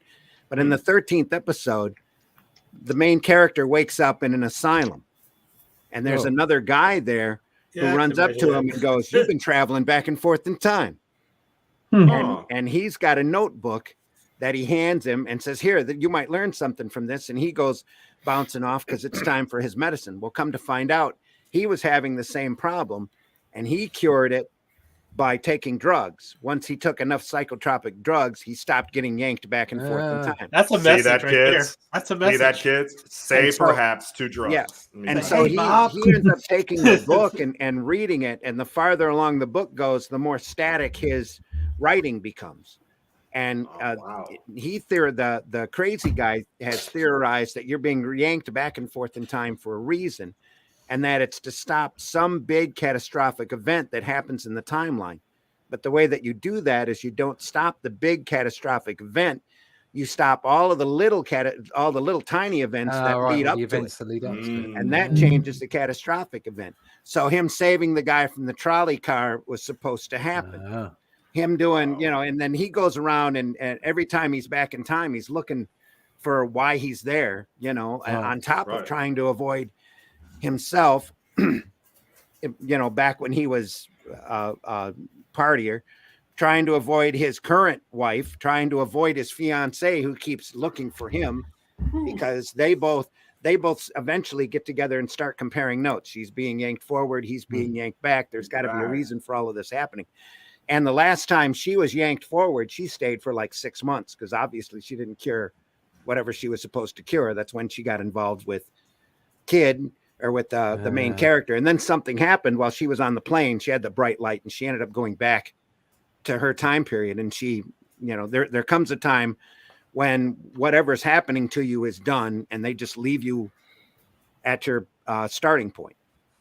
And then in the last, like I said, the last episode, he finds the guy. And then he finds the crazy guy. He gets yanked back in time again, and he gets yanked back to the very first time in the pilot that he gets yanked back in time. He avoids himself and he watches the light happen and all of this. But eventually he convinces his wife. And the way the series ends is he figures out, he starts getting this weird feeling before he goes. It's the middle of the night. He gets this weird feeling, gets up, gets dressed, is sitting in a chair, calls to his wife who's laying in bed, and his wife watches him as he bleeps out and goes back in time to fix whatever he's supposed to fix. But the last episode is so awesome because they figure out, he talks to that physicist guy again, and he goes, well, I couldn't talk to you because we were all being watched, but if this is happening to you, there's probably a reason. That's pretty much all he says, and then he leaves. But that's it's really a tight show. I wish they would show it someplace on a regular basis. And remember, kids, don't take drugs. Don't buy drugs. Be a pop star. They give them to you for free. Yeah. But every episode furthered the plot, which was really cool. It was kind of like watching one continuous story split up. It's like modern streaming almost. That sounds This cool. happened back in 2007. There was one that was a time-based one where there was apparently a meteorite and they had this quantum computer and it sent everybody back, and it sent people back only their brains. It sent their essence back in time, a bit sort of quantum leapish, to the point where the person in the past died. Oh, so that they weren't taking that person's life. That person died, but their body remained intact. So they might have died from an embolism or heart attack or something like that. And they were ported into their bodies, and from there they could do the work. And effectively, what they had to do was find a way of making the asteroid sort of go off course. I can't remember what the name of that was. Perhaps the Flatliners. Was that an English show? No, that was a film, wasn't it? I don't know. Was it? No, Flatliners was that was a movie. They were Kevin Bacon and yeah, they were experimenting with death. with death. Yeah, they would kill their college mate in order for them to see the light and see if they saw the afterlife. I think they kind of got to where they were investing each other's time. And yeah, that sounds fun. Yeah. Oh yeah, it sounds like a party. You know, party. Yeah. Talking about. Yeah, I'm sorry. Oh. No, go ahead. Talking about the big events versus little events kind of reminds me of. Cannot remember the name of the episode. There's an episode of Twilight Zone with the actor that played the professor in Gilligan's Island. Mm-hmm. He's in like a club or something, and they're talking about, can you change the past if you go back in time? And they're arguing and stuff, and then he leaves and walks outside, and it's the date that Abraham Lincoln's supposed to be shot. I remember. Yeah, and he finds out that he couldn't stop Lincoln from being assassinated, but the cop that he told, Lincoln's going to die tonight, the cop was running around trying to warn everyone. He changed the outcome to where that guy ended up like starting a detective agency afterwards, and the guy who was the doorman of the club originally is now like the owner of the club or something. So it's like that one little small change. That was a good episode. That was damn good. Cannot remember the name of the episode though. Yep. I've seen it like once, but it was a while ago. I remember that. Well, that's kind of like those things like in Doctor Who, where you have those fixed moments in time that you cannot change. Right. Where, I would think Lincoln's assassination is probably one of those, right? So what was it? It sucks, but it's one of those. I guess that's where you have to look at we mentioned earlier in terms of these time paradoxes, right? Yeah. Is how much of a particular effect, how much can you affect if you were to go back in time that would, produce some outcome in the future, and what would be its magnitude, right? So I think one of those principles, and we're just talking science fiction, right?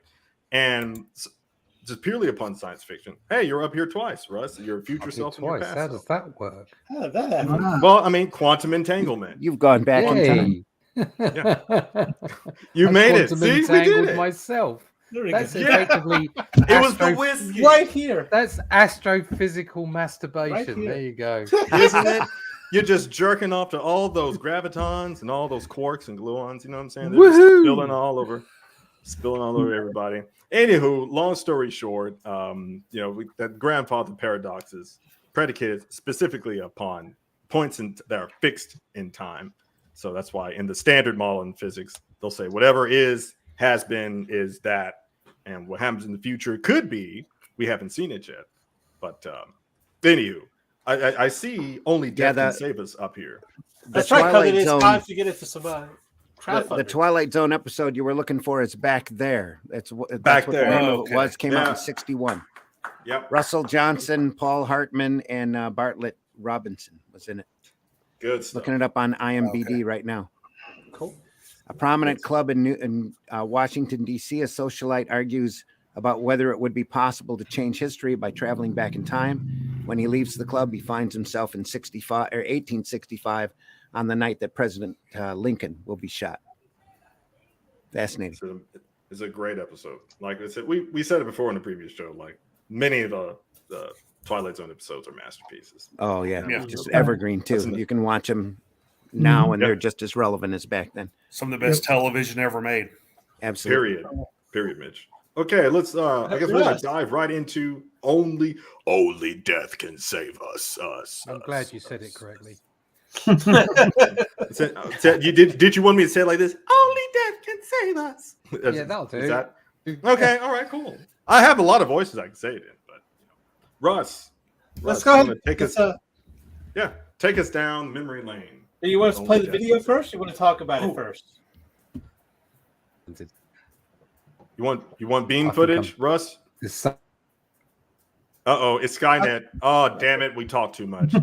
I'll tell you what, go ahead and play the video. And roll the beautiful beam footage until we can get Russ deep.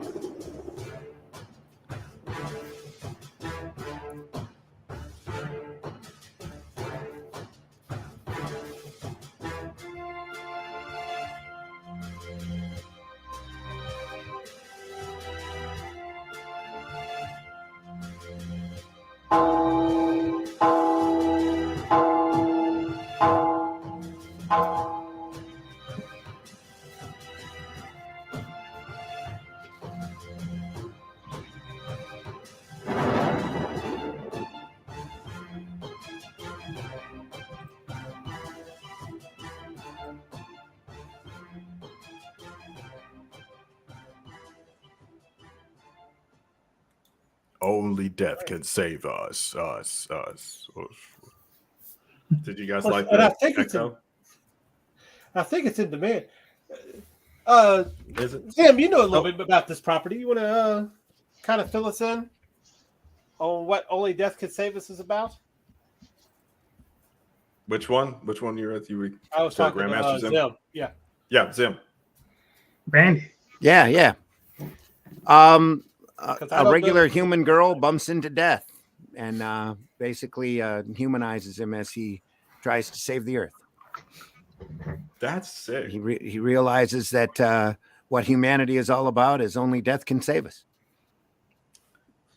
That's the simplest explanation for the series. Russ is back. Sorry, British internet. But it's all right. I'm not saying it's aliens. But it's aliens. But it's aliens. Tell us about the book, Russ.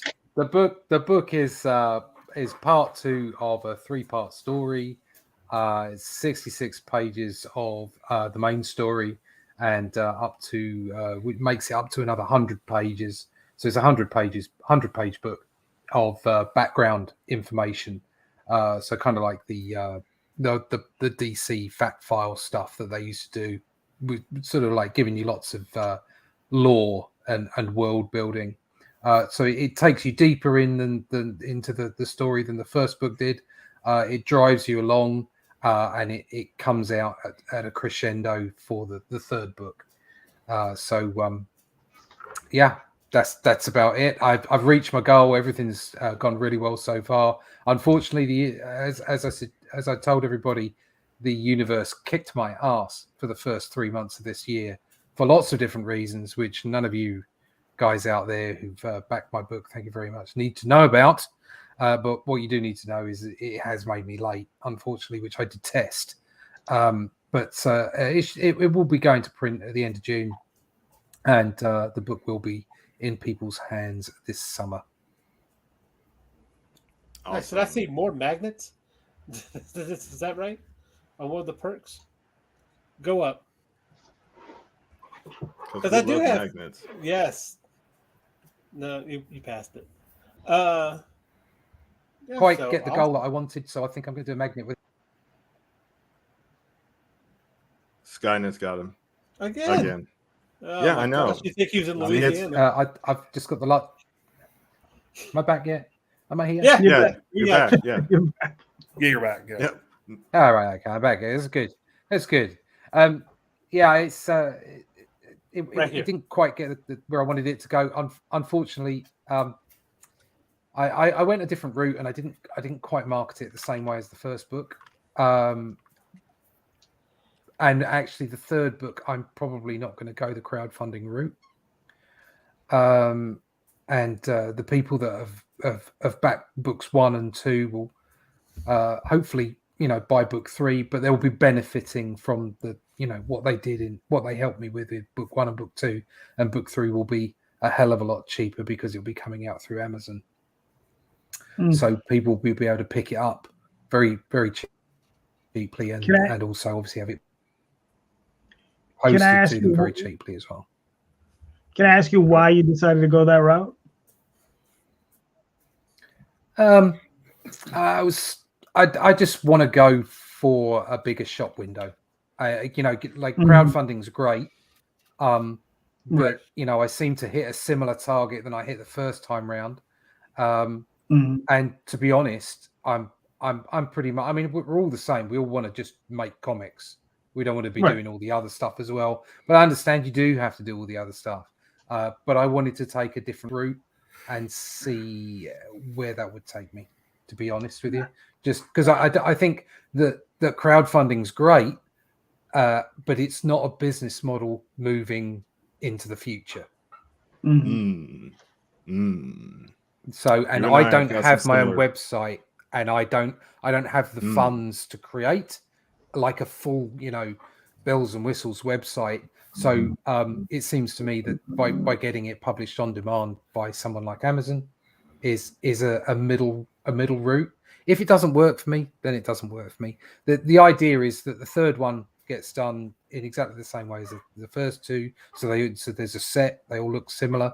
And then what I'm going to do is put a compilation together and make like an Only Death Can Save Us Essentials, and have the whole thing out as a black and white, and sell that through Amazon as well.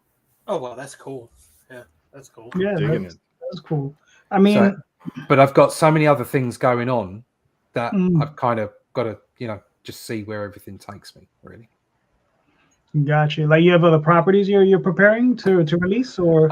No, I've got other regular gigs that I need to attend to, that are worthwhile attending to, but also, I'm also working with another guy called Joe on a Bronze Age superhero book. And I'm quite into that, and he's got another thing that he wants to do, which is kind of like a sword and sorcery Conan book, which I kind of fancy as well. So there's just so many things I want to do. Effectively, what I want to do is I want to be prolific. I got to comic books late. I spoke to, I was back in the days of snail mail before email. I sent That's stuff right, off kids. to kids. Yeah, I sent stuff off to Marvel in the mid '90s, and they accepted me. The new talent manager said, "Yeah, you're great." Yeah, but I never got any work out of it, and I had to go away and pay my mortgage and do all that kind of stuff, family stuff. Yeah. And so I had a career, and I did lots of things in the creative sphere and publishing and advertising and marketing. And then I came back to it in 2010, decided, right, okay, this is what I want to do. So it effectively became my third career in my life. And I want to be as prolific as I possibly can be. And that means getting your head down and making as many pages as possible. And I know that in the modern world, we need to be seen. We need to have our own profile. We need to have a YouTube channel and all that kind of stuff. And I will be getting back to doing some live streams. But there also comes a point where you got to knuckle down and get on with some work. And I want to be prolific. So you want to come out with your best foot forward. You know exactly. Yeah. I got you, man. Now, let me, if you don't mind me asking, like, how many pages do you find yourself creating a day currently? I can do, depending on the property, because one of the properties I'm working on at the moment requires a little bit more detail. So I'm kind of doing a page and a half pencils a day. But I can knock out 2 pages of pencils a day. Cool. So Nice. and same with inks. Once I'm ready to go inks, I can do sort of like somewhere between 1.5 and 2 pages a day. Cool. Nice. So I'll show you an example if you like. Well, yeah. Then we can enhance it. Put some Viagra on it. There we go. There's a pretty straightforward page. That's not like an over detailed page. There's some Jody on the bottom there. I'll just see another one here. I shouldn't really be showing this because it's I was going to say, are we supposed to be seeing this? But it looks amazing. It's They're like gonna print it anyway. They're gonna print it. They're gonna see it anyway. There you it's go, gone. JD. It's coloured now. It's being published at the moment. Oh, there you go. But it looks so those are the kind of pages that I'll knock out 2 a day. So now, that's awesome, dude. Now, do you now there are a lot of guys who over render their pages, right? Do you find that, do you find cluttering the page, like, obvious, because your stuff is very clean, is very neat, it looks dynamic, and everything is there. Do you ever feel the need to do you think it's a detriment to to over render? Because I've seen guys do it and it's just like, oh, okay. Yeah. Yes, I do. However, it's not everybody that you think is over rendering. So, for instance, if you look at Jim Lee's work, so I love John Buscema, okay, and multiple inkers worked on John Buscema's work.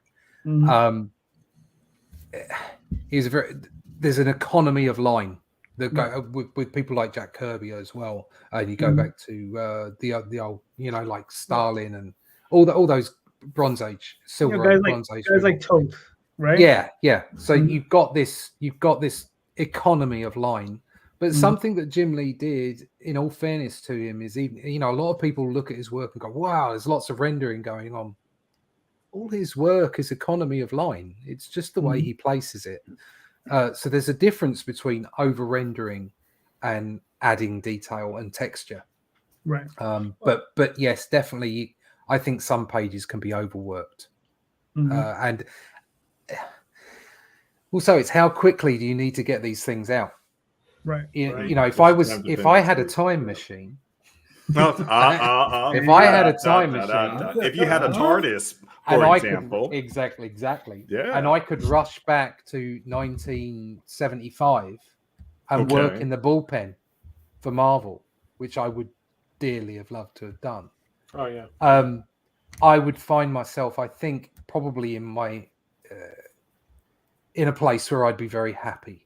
Because I'd be asked to constantly churn out penciled pages, or even layouts, and that would be what I'd be really into, just telling the story, creating those pages, and then trusting a quality inker to finish those things off. Yeah. And so that's what I'd be really into. So I probably wouldn't be over rendering because I'd be thinking about form and shape, maybe some lighting and what have you, and getting the inker to finish the process. Nice. But we got to get that TARDIS. That's what it sounds like. Yeah.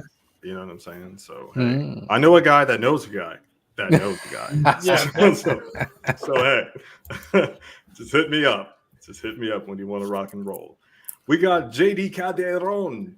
This looks like some of your stuff with the sex bots in your chat. We'll talk about that later, but this is the Oswald. I don't know how you pull him in, JD, but that's for another show. I'm gonna find that guy one day. Right. You're gonna find him? You're gonna find that guy that knows the guy. One day. I'm gonna find that guy. He's gonna have problems. This sir is the Oswald Chronicles, The Adventures of a Magical Mouse in New York. So imagine the greatest sorcerer of our times being reborn in the body of a mouse. So that's basically the thought process behind this.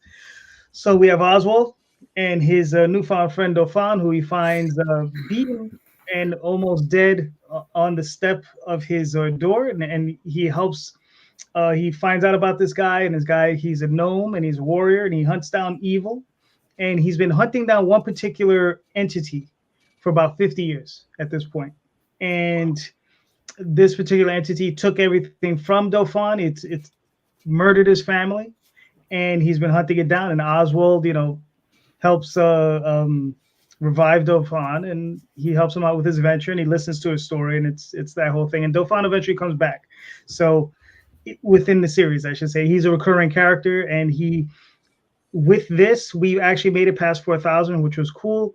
So then as a stretch goal, I'm giving out everybody a PDF of this story. This is the cover to the story. Wow, cool. It's called Dauphin, An Imperfect Mantle, and it's a novel based on this character where he confronts a fallen angel who was stuck on Earth. So, instead of making it all the way to hell, he somehow got stuck in the middle, and he was revived by this sorcerer. And the angel, like I said, he's a fallen angel, so he's in between the two spaces. So he's bipolar. So there are times he's bipolar, kid. So there are times he is angelic, and then there's times he's angelic. He's noble, he's kind, he's beautiful, and then there's times that he's not. He's the demon, and that's when it gets really ugly. And it's a fun. It was a fun little project I put together a few years ago. So I'm releasing that as a PDF. I haven't had it in print in a while. I'm going to remaster it, hopefully the next year or so, and release it as a print object. This is just a PDF. Nice. And then this was the first stretch goal we hit, and this is coming out as a metallic trading card. So everyone who pledged for the physical will get this item as a metallic trading card. Nice. Nice. You guys want this? Did you want us to roll beam footage, JD? What? Did you want us to roll some beam footage? Because I saw you had a video up top. Yeah, if you want to roll it, you can roll it. That's fine. Okay. But these are just some pages from the story. Jade Gonzalez, fantastic artist. This stuff's incredible. It looks beautiful. That sword is awesome. I love the sword. All this is beautiful. Check the size of that sword out. Hello, my fellow audience. That's right, ladies. Calderon, That's what she it's been said. way too long. But here we are with two new fantastic adventures featuring our favorite sorcerer, mouse in training, Oswald. In this first adventure, It Broke Free and Couldn't Read, we find Oswald helping out a newfound friend, Dauphin, confronting evil that took Dauphin's family from him. What can a gentle mouse do when confronted with giant spiders and a newfound friend that won't listen to him? Illustrated by the fantastic Jade Gonzalez. Additionally, we have If I Was a Few Inches Taller, where Oswald finds his friend and neighbor Ordith at war with a deadly ogre, who swears he will kill and eat Ordith the same way he did his tribe. What can Oswald do to help his friend? Along with the regular covers, we have some fantastic alternative covers by Mannix Francisco, available in regular, virgin, prismatic, and silver foil. We also have t-shirts, pins, trade paperbacks. Choose the level that best suits you and live the dream. JD out. All right. So and have a great day. Have a great day. Good day. I laugh because this is a little bit of false advertising because the first 2 books are there. That third book, that's not there anymore. I had to remove it because it just wasn't ready. It's gonna come out in a future date, but that one just wasn't ready just yet. But that was illustrated by Renio Tillis. That's another artist that I'm working on. You guys, fantastic. But that's almost done. But I don't like to put anything out unless it's done. So yeah, a little bit more work. Yeah. I mean, actually, the work, but it's done now because we finished it probably about a week ago. But I didn't want to put it into the campaign until it was finished. So the other work is done. So all right, that's awesome. Next time, you got 11, 12 hours left in that campaign. 12 hours. So go out 12 there. 12 hours. Yes, go out there and get yourself some mouse action.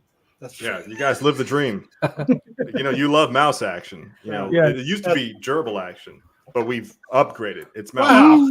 Well, that's still Rodentus. Well, mice are smaller, so you'd be downgrading. But go ahead. I mean, okay, but it's okay. But more comfortable, eh? You're more comfortable. Thank you, Rob. I don't know. You'd have to ask Stone. That's for tomorrow's show. And not a segue. Of course, here on Dispatches, we are shameless self-promotion. So, of course, we have to take a look at our new panelist project. He has a Kickstarter right now. Mitch, tell us about the Boger. Am I saying that right? Yes. The word ogre with the B in front of it. The easiest way to say it. Boger. Yeah. Well, the Boger is the god of vengeance. If you want, say, vengeance against someone, you perform a magical spell, and he goes and kills the person you want. And this is the second completed story within the overall in the overall series. Each installment self-contained, and this one is in the 1950s, and it deals with a sheriff of a small town named Bethlehem, Mississippi, and the sheriff sounds familiar. Yeah. I'm from Mississippi. Yeah. Oh, yeah, I know. Yeah, it sounds real familiar. Go ahead, Mitch. Sorry. And it's okay. It's fine. And the sheriff, when he was a kid back in the 30s, saw a black man being lynched by the Klan. So it scarred him for life. And since now he's the town sheriff, he's in a way trying to make sure that never happens again. Well, now there's a racist serial killer that's going around town killing entire black families that the sheriff Tate's is investigating. And all of a sudden, the Boger shows up and starts killing white people in town. And the sheriff is trying to stop both sets of killings while also trying to find out, or also learning that both sets of killings have something to do with that night when he was a child that he witnessed. Oh, cool. So it's kind of like a murder mystery of him trying to find out who the killer is. And also a story of survivor's guilt, because he's constantly haunted by the fact that he never told anyone about it. So he's kind of been suffering in silence this whole time. That's heavy. That's a heavy topic. Yeah, my stuff isn't exactly lighthearted, or No, but it takes. That's fine. Yeah, it takes some chutzpah to get out there and write about stuff like this. Right. Yeah. So major kudos, Mitch. Thank you. Taking the the initiative, because it's not an easy topic to talk about, number one, but then let alone make that out of a fiction, right? Yeah. And so to take that as a creative vehicle, that takes a lot of personal effort, a lot of personal motivation. So yeah, absolutely. Thank you. Is that? No, you're welcome, my friend. That's currently available? That's like in demand now. The Boger, in what series? Number 1 and 2. Well, this is the overall graphic novel, so this is the entire mini series collected into one volume. That's why it's $20 a book. There you go, folks. Yeah. There you go, folks. Yeah. Just remember, check the comments or check the show description and everything. All the links are going to be in there, even for Mitch's website. Go check that out too. So That's Absolutely. impressive because I just write about skull guys kicking the crap out of demons. It's nice. it's and all easy. awesome. It's just It's there great. he is. It's cool. There he I like is. the artwork. There he is. I like But it's- Hey, that the Jack recognizes Kirby that. vibe Yeah. of the Yeah. artwork. But you gotta love it. That's what's great about this independent community, because you see all these ideas and then this Yeah. admiration Yeah, for they're not limited. all this by- creativity. Right. There's so much variety out there at the moment. Absolutely. Independent comics are very exciting at the moment. It's don't get Grandmaster Zimmerman started about the nature of where we are for independent comics, but he'll be absolutely right, because it's a golden age for independent comics, and I think we need to take more advantage of it. Right now, if Well, I look at it this really panel, is. I We've can only say seen that the it's start of it. Grandmaster Zim and the Furious Five. Grandmaster Zim, that's a comic. Funny. I'll be the guy with the stripper lights, and then my superhero outfit would be like bright neon colors. And then the way I defeat bad guys, I just shine bright neons at them. They're like, I'm melting, I'm melting. You know what I mean? Power of Pink. The power of pink. Cha! And then I get sued by the Susan G. Komen Foundation. That's our cure for breast cancer. And then I'm canceled by all the blue hairs on Twitter. Let's make it happen. I want that to happen. HR right now is rolling on the floor, by the way.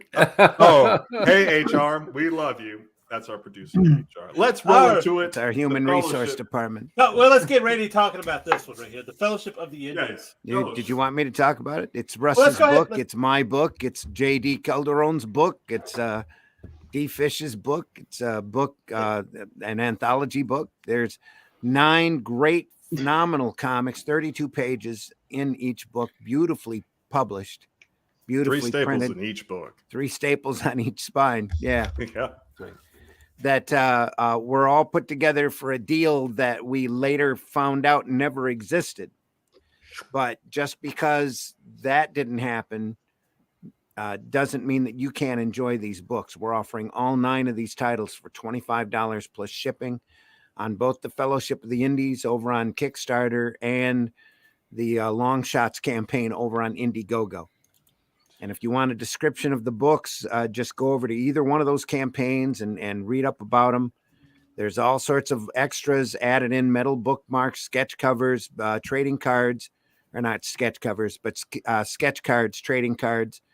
And with the Fellowship of the Indies books, we're also offering the month 2 books. And the month 2 books include 2 additional properties, 2 new number 1s. So there's some samples from HeroBot Zero. That's my creation, little 3-foot tall giant robot. Superhero Action with the Hybrid Sons of Gods by Luke Stone. And Luke is currently running a campaign, I believe, for issue 8 right now of the hybrids. Only Death Can Save Us. We just looked at that campaign earlier. This is the first third of the first book, plus a lot of backup material that is just phenomenal to see. Oswald Chronicles is Oswald's first story, only now it's in color. Beautiful color, by the way. Beautiful done. Beautiful. Indie Volt Revolt, which is a collection of short stories, all of which are just great, with contributors like J.R. Harris and Emily Zelasco in there. Shield of the Interceptor is also by the artwork is also by Russ Leach, and J.D. Rosario did the writing on that. The Tall Tales, J.D. Calderon did the writing on that, and Daphne Lage did the artwork on it. Oh, yeah. It's a sword and sorcery, or not sword and, I wouldn't call it a sword and sorcery book. Would you, J.D.? What would you call it? Are you there? J.D. Wellkeeper? JD, No, it's definitely no, not Wellkeeper. Tall Tales. What What would you call Tall Tales? Oh, Tall Tales. Yeah, I would call it sword and sorcery. It's sword and sorcery. But yeah, It's got a definitely sword fantasy, wielding sword and panda sorcery in it. How stuff. can you go wrong? You can't go wrong. You can't. There's go no wrong. way. And then Wellkeeper, just look at that Axe artwork wield- axe by wield D. magic. Fish. That's some great fantasy work, some beautifully tender artwork. Yeah. All of these books are phenomenally successful in their own right. Just because this deal didn't go through doesn't mean that you're not going to see a lot more from these properties as we go along. That's correct. All of these. So along with that, metal bookmarks, sketch cards, trading cards, and there's PDFs for the second month's worth of books offered as well in the Fellowship of the Indies campaign. That includes a book called Calico that C. Michael did the artwork on, and Paragon, which is a superhero story that I wrote that J.R. Harris did the artwork on. That's awesome. Some Shout out great to you, stuff C. there. Michael. Oh, did you get the second Interceptor book as well? Yeah. Oh, well, that's a whole story. Yes. Month two. That's Yeah. encapsulated story, issue 1 and issue 2.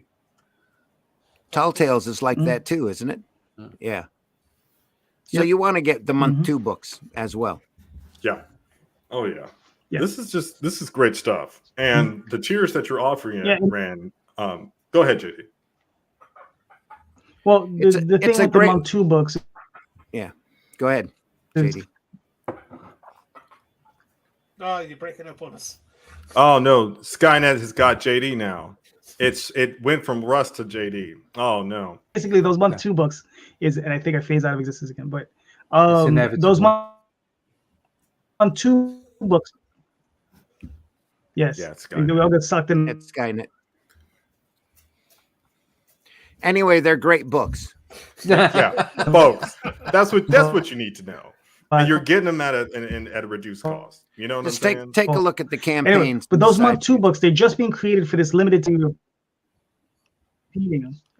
just for this campaign. That's what he meant to say. But we were well into production on these books coming out monthly. They were supposed to go into a retail chain on a monthly basis. And the Calico, the Only Death Can Save Us, Paragon, and HeroBot Zero were going to be bi-monthly and flip-flop every month. So I did extra pages and everything. Beautiful extra pages. Those extra pages will end up in the because I will be doing a reprint on Amazon of all 3 books. So the books that were in the book 1 and book 2 that were in the campaigns, obviously they're unique. They don't get printed again. They're unique in the way that they're produced and everything about them.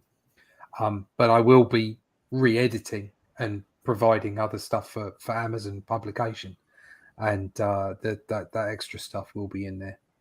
That's awesome.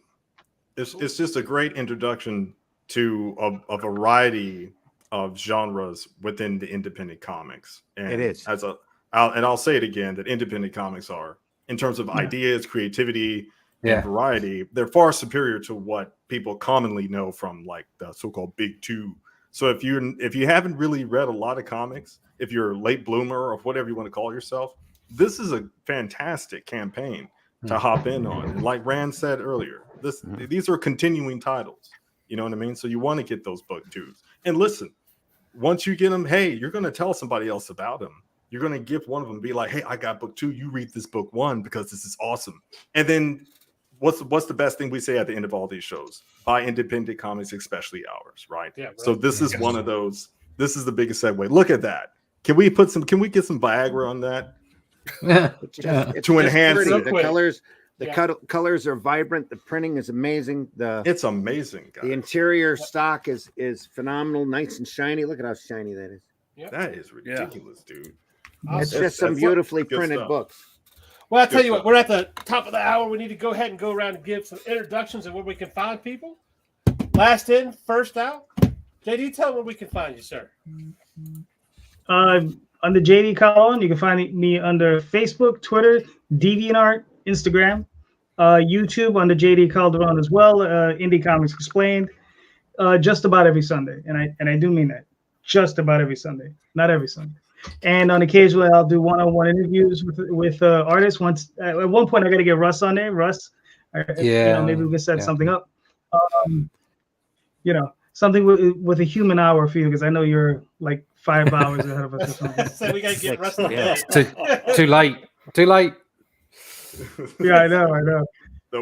So pretty much that's it. Oh, and you can go check out the Oswald Chronicles. 12 hours left on Kickstarter.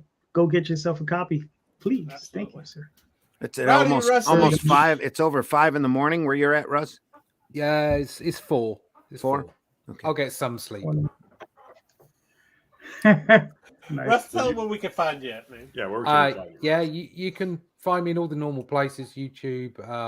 I'm Comic Book Black Belt there. You can find me on Twitter over at the picture one. Sorry, I've had too much to drink. I'm all over the place. The best thing to do is just go to russleach.com and everything's there. You can just get all the links from that. Absolutely. And of course, again, the links will also be in the description. So, Yeah, in the if you- description. so Stone, I'm just going across. I don't know how we got mixed up, but Stone, tell them where we can find you, man. So number one, I'm not a cop. Okay, so that's why I put that in my name, just to get that out there first. Okay, second, hey guys, you can find me at journeyoftheshadow.com. It's lit over there, as the kids would say.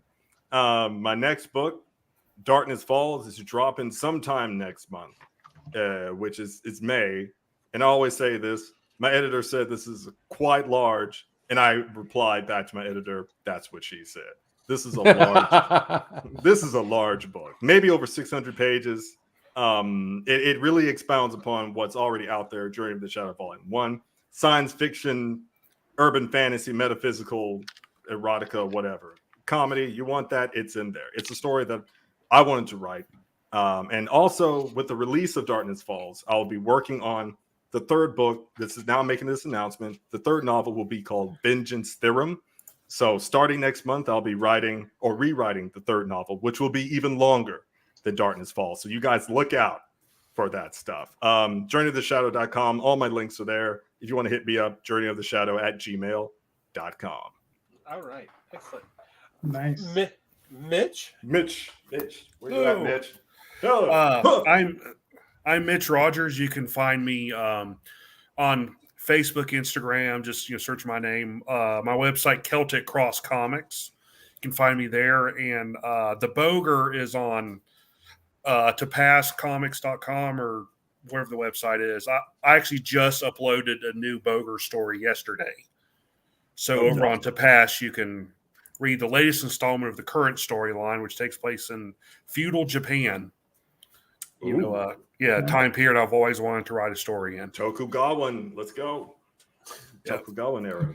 And don't forget the Southern Gothic Kickstarter still going on. And that's about it. Yep, 35 days left on that. So get over there and back that, definitely. Randy, Zimster. And you can look for me over on Stacker and Rumble and Glub, but I won't be there. I'm over on Facebook. I'm on Facebook under Randy Zim. Don't look for me over on Twitter over there either. I do have an account there, but it's just to chase off that Russian hacker who stole my site in the first place. But Facebook's the best way to get a hold of me. Either that or stay tuned to the Raging 2 Network and catch the Zimcast tomorrow night, where we talk about news and other media stuff with a bit of opinion mixed in just for fun, just to piss people off. And, we're equal opportunity offenders. Yeah, we are very equal opportunity offenders. And also look for me on Sunday mornings, where we talk about our passions, stuff that we love, in a lighthearted, more whimsical show, hopefully, most of the time, except for when the conversation starts a wandering, called Sunday Funnies. It's 9 a.m. on Sundays, where we try to put the fun back into the funny books. And then you'll see me back here again next Tuesday if C will allow me, and we'll cover another dispatches from outside the box. Oh, absolutely. And we'll see how that goes. Other than that, I'm deeply entrenched in commercial artwork right now, and with a couple of local clients, and I'm working on a graphic novel of my previous 6 months worth of COVID experience, and then after that, hopefully, I'll get back around to that graphic novel talking about the comic market and comics history. So we'll see how that goes, plus more of the other stuff that you see on that Long Shots and Fellowship of the Indies campaigns. So check those out on the previously mentioned platforms. Awesome. Links are in the description, folks. Links are in the description. Yes, absolutely. Thank you very much, and have a nice day. Have a nice great day. Have a great day. Well, hold on. I want to tell them you can find me. Hold on. Well, yeah. See, where can we find you, see? Where can we find you, see? Hold on. Yeah. Hey, you got Linktree. Anything you need to know about me is on Linktree. He might be on the Zimcast tomorrow too, along with Stone Abdullah there. Yeah, we might be there. If Just Stone's, you know, Stone's awake and C is allowed. Yeah. yeah, if he's allowed by HR, like there's a lot of dependencies here, you know. Yeah. So. But of course, we will be back here next week with our panelists, Zim, Mitch, and Stone, where we're going to be talking with Michael Odin and George Gant of Beware of Toddler about comic strips. And so you don't want to miss that. So that's going to be an interesting talk. Not Comic Michael strips? Odin. Yeah. What the hell are those? What the hell? What the hell is Michael that? Odin. Next week to find out. Who the heck is that? Yeah. All right. So with that, I'm going to say good night and leave y'all with our word of the week. Good night, everybody. Our word good. of the week. Oh, again, like, subscribe, share, Take knock care, on the everybody. neighbor's door, tell them about it. If you're in a grocery store, tell the person across from you. Anyway, Subscribe to that Raging 2 network too. that's it. Yeah. Hit the button. Hit the Hit button. the button. Hit the button. All right. Good night. Hit it. Hit it. Bye, guys. So See Back ya. to the Future's a bunch of bullshit.